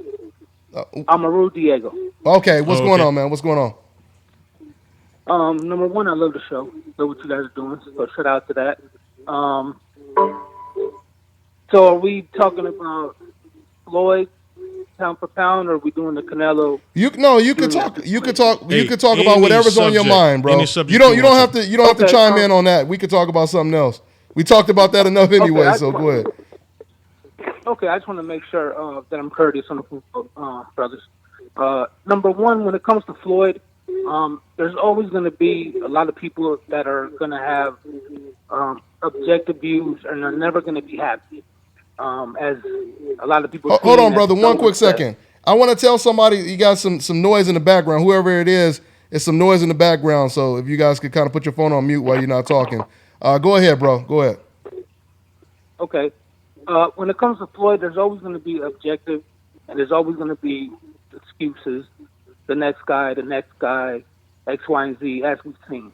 One of my biggest things is when it comes to sports, I always like to, and I always have, looked and admired, quote unquote, the best. Right? So when I see somebody lose a fight, it doesn't mean that necessarily it's a wrap. But in my head, somebody that's undefeated and keeps that O has a lot more above any other fighters within that realm, 5 weight class, say, than any other boxer that probably had 2, 3, 4 losses. We're talking about a guy that, once again, 5 weight classes, undefeated. And when people say that he never took any risks, that's a little dangerous to say. If you don't have the knowledge and you're not probably over 30 years old, maybe.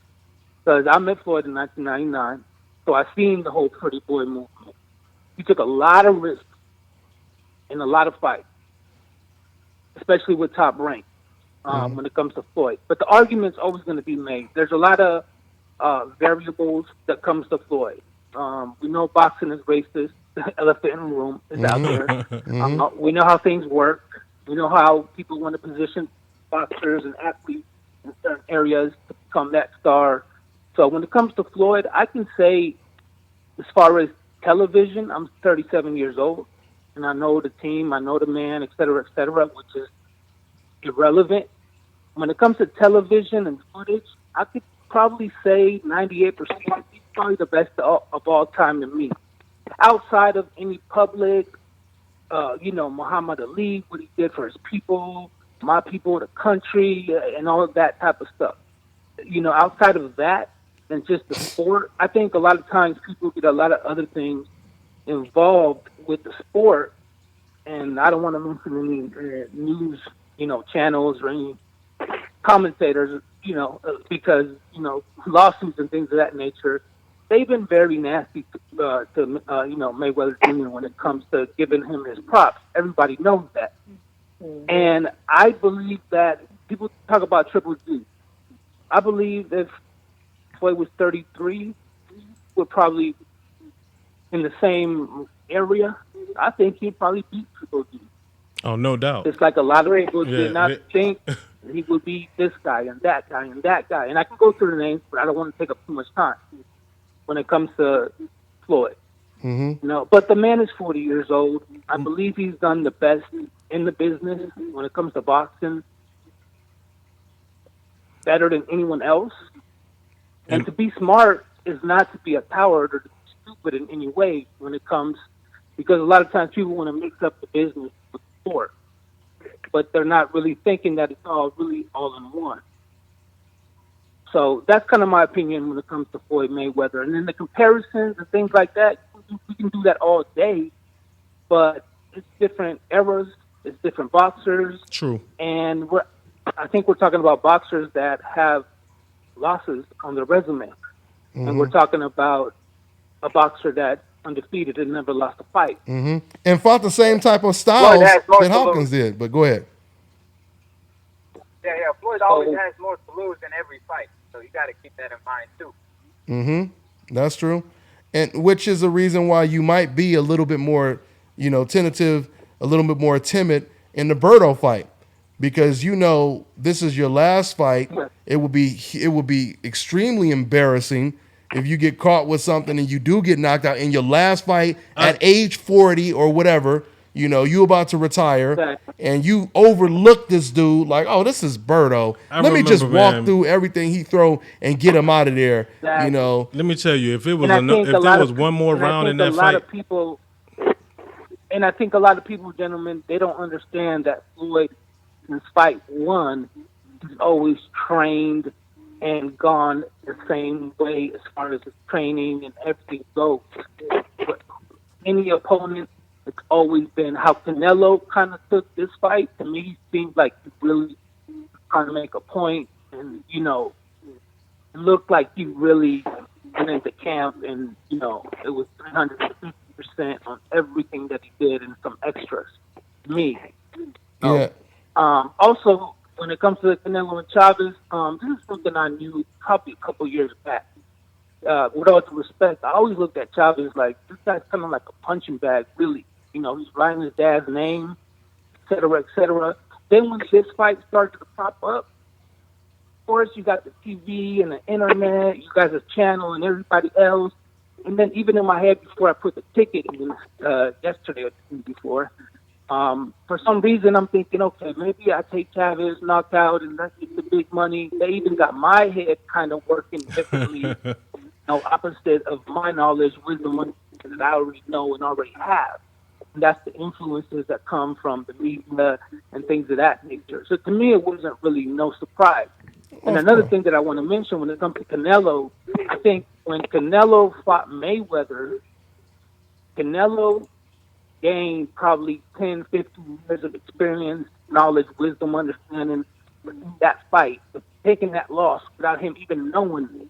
And I think maybe now he's realizing what Floyd gave him by giving him that fight, outside of the money, the notoriety, et cetera, but some of the tricks of the trade, if I, if I can put it that way. All right, bro. We got to go ahead and I think it shows a little bit. Oh, no. Hey, good stuff, man. Golovkin or Canelo? You picking Golovkin or Canelo? Golovkin or Canelo? That's a very difficult pick, but I would pick Golovkin. You pick Golovkin. I think the same way Canelo caught Peterson. If he gets an exchange with Triple G, it could be reversed, and Triple G would catch Canelo like that. I think Triple G has a little bit more power than Canelo. Well, he probably does have more power, but I don't think you could base this fight on power. But hey, I really got to let you go, bro. I got to let you go. You could call back in. Call back in next week, all right? That's my man from Las Vegas, my man Diego right there, straight down the street, man. True that. But anyway, man, let's try to take a couple more calls, and we're going to go ahead and wrap it up, guys. Man, this was supposed to be a quick in and out show. Yeah, it was supposed to be a quick. We were planning on doing a 1 hour show. Time be flying by when we doing this show, man. One thing I want to say though, you know what I'm saying? I understand what y'all are saying about Floyd not. When I say not taking risk, I'm not talking about picking the opponent. Mm-hmm. The opponent's with every era and every time. You mean taking more risk in the ring? Right. I know what you mean. Okay, all right. Make sure we understand that.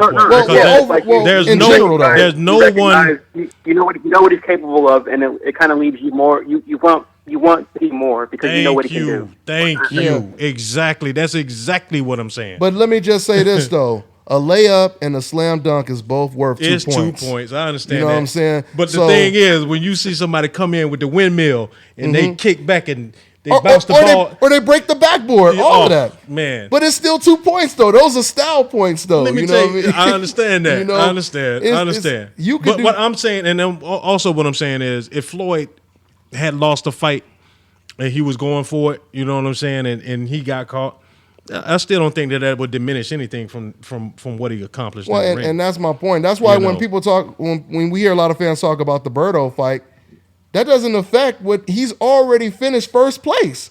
You know what I mean? But it was one point in that Berto fight. I'm gonna say this and I'm gonna let it go. It was maybe around 10 or 11 that Berto tried to come at Floyd, and Floyd had a look on his face like, "No, you ain't trying to come at me, man." He started working him to the body. He started breaking Berto down, man. He was like just straight, totally dominating, and then all of a sudden he was like, he backed off a little bit, like, "Hey, let me I'll spank your ass right quick, and then I'm a." You know what I'm saying? I'm not going to go ahead and take you out here in front of your peoples, but I could if I wanted to. And he just backed off of it. He backed off of it. But Milt, the one thing I don't know if it, he felt compassion for the man or what, but it's like I don't think so. I think the speed, it being his last fight. Berto at points, Berto was looking better than Pacquiao looked at points in that fight.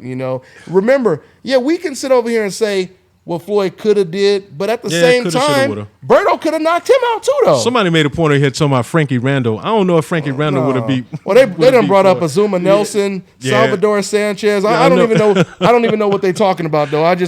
We just took a glance at the comment section, and I see Salvador Sanchez pops up. Pernell and Floyd, that would have been a good fight. That would have been a damn good fight, man. I would have loved to have seen that one. Two highly defensive fighters, man. I don't know who wins that one. I might have to give it to Floyd because I think Floyd had I don't know. I talked to Tommy. He had some power too. I talked to Tommy Hearns, Tommy Hitman Hearns, yesterday at the Box Fan Expo about. I told him a lot of people believe that out of your era, they believe you would have been the one to beat Floyd. But I'll upload the video so you guys can hear what he had to say about it. Yeah. He didn't say a whole lot about it, but he gave his thoughts on it. Let's take another call, guys. We have 703. What's going on? What's your name? Where you calling from, man? 703, you there? All right, we're going to get past 703. We're going to go to the next one. Let me see where we at now. What's that? Okay, we got 904. What's your name? Where you calling from, man? Is 904? Hey, is anybody on the phone lines? Anybody there? Oh, I think I lost. Did we lose? Oh man.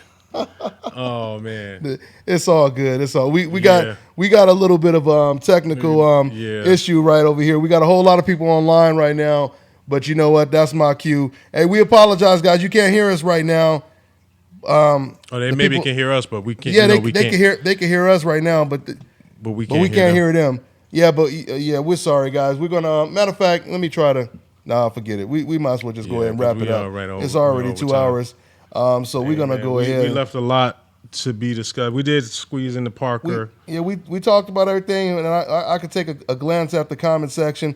Hey, guys, we can't take any more calls right now. And, we still got people on hold right now, and they can hear us, but we can't hear them. So we're going to go ahead and wrap it up. I'm going to take a glance at the chat room before we end this. What is that? Yeah, Hitman was faster than him. Somebody said Jeff Horn beats Floyd. Oh man, Jeff would destroy Floyd. It wouldn't even be competitive. Right? I know Jeff is that dude, man. Yeah, that's why Floyd never fought Jeff Horn, man.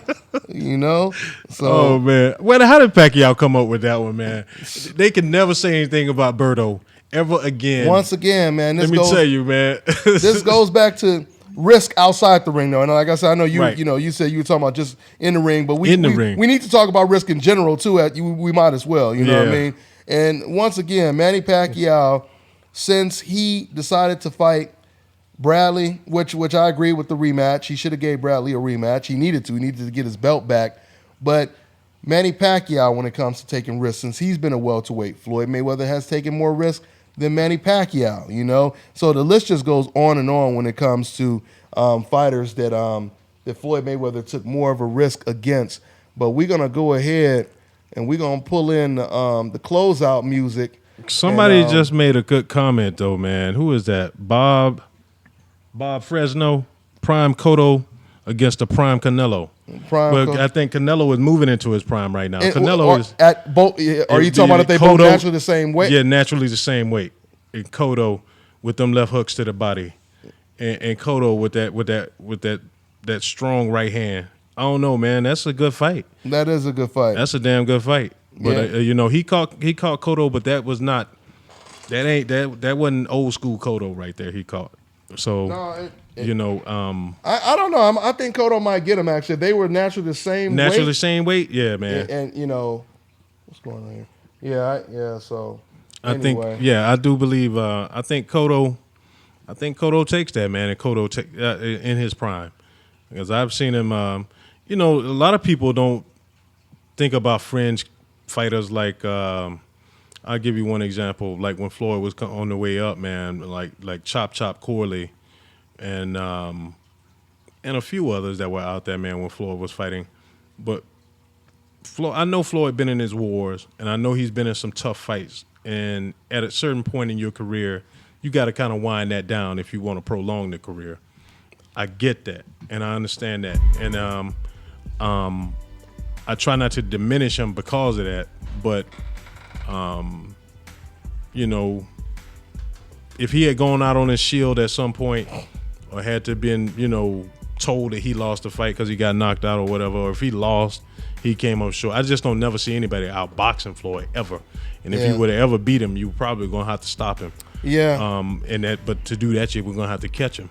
And so I give Floyd credit, and I understand where he, you know, later on in his career, you know, at some point you gotta stop going through all these wars.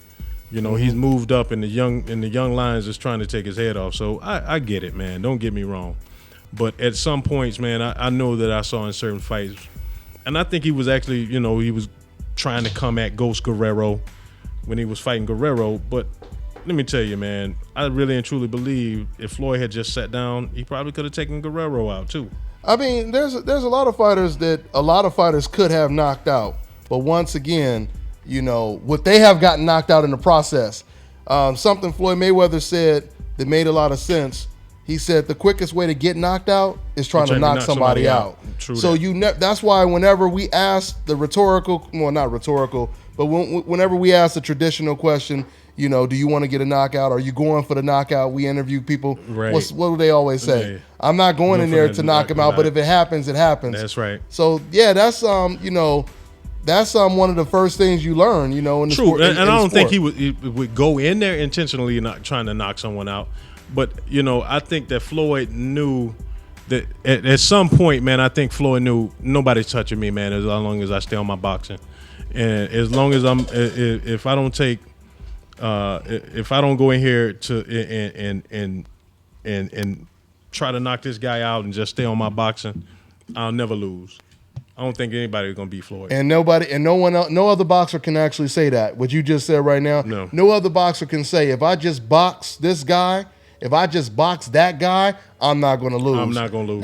And like you said, that just shows you the levels of Floyd Mayweather. And true. That shows you the levels of Floyd Mayweather that he can, you know, actually say, if I use plan A, I'll never lose. Right. No one has an impingible, you know, no one has a type of plan A that no one can beat. You know what I'm saying? True that. That's so. True. I mean, I don't think he ever had to go to the. At least we haven't seen it. You know yet. what? I think in the past 10 years, the only time I ever saw him go to a plan B was against the first Maidana fight. He had to kind of dig deep and pull that because Maidana jumped out on him. And I think that if that fight had continued going that way, Floyd had to switch that up. Keep that man from pressing him to the ropes, you know, coming out with the with that check left hook, start doing pull counters, keeping that man in the center of the ring, and stop letting that man bully him to the ropes. Yeah. Because if he hadn't, I think Maidana probably could have pulled off the upset in that one. Absolutely. So that's the only time. But he adjusts if he has to. Yeah, he adjusts if he has to. He adjusts if he has to. With that being said, man, let's go ahead and wrap it up, man. Yeah, man. Do you got anything before we wrap it up, man? Just nothing coming up solid this week, man. In between now and the 20th. We got a couple of we got a ESPN card from Golden Boy where I think his little cousin is fighting on the main event. Diego De La Hoya. I'm really looking out for that kid. And then just want to say, hey, on the 20th, it's packed. Terrence Crawford, Felix Diaz, Shakur Stevenson is making his second fight within a month. Then you also got Gary Russell that same night. Against Oscar Escudon. Yeah, and then Andre Durrell makes his return. And then also over in England on that same day, you got Gervonta Davis fighting Liam Walsh over in England. And Hassan Nadam fights on that same day. But we're slowly, and just want to remind everybody, man, the 27th will be here before you know it. Man, you know what I'm saying? Fast. It's coming fast. And this is for, I'm thinking it's going to be for welterweight supremacy. Oh, no doubt. I totally agree. Whoever wins this fight, man, is, is got to be the man to beat at 147. So it's a pleasure always, man. Shout out to all those folks out there at Box Fan Expo. We had a blast out there. Al Bernstein, thank you, sir, for indulging us yesterday. We couldn't get him on the air, and to the fans, man, because we were moving around so much. And he was willing to do it. We just every time he sat down, we was getting up, and it was just hard to try to put it together. So, but we did have a blast. Anyway, that's all I have, man. All right, guys. Well, once again, we are going to wrap it up. I want to say thanks to my panel on the phone, Miss Boxing Baby, Kirk Jackson, co-host Milton R-Line. Shout out to ashkicking.com. Go ahead and show some support. Black-owned company. My man is a hustler. So just go ahead and just show your support when you guys see some black-owned businesses or just people that's out there trying to grind. Period. In general, anybody. You feel me? But as you guys can see, once again, the candle is on the screen. That's a little imposed little picture I have on the screen that's not sitting over here with me. But that's the DBN Sweet Tobacco candle, all right? So show some love to DBN and show some love to ashkicking.com and check it out, all right? All right, guys, that's all we got for now. We on to the next one. We will see you guys next week. Same time at 5:30 Pacific Standard Time. Actually, we started later, but y'all know what it is. Yeah. We'll be back 5:30 for sure, okay? Next week, guys. That's all we got now, guys. We on to the next one. Deuces. It's the nation, baby. Yep.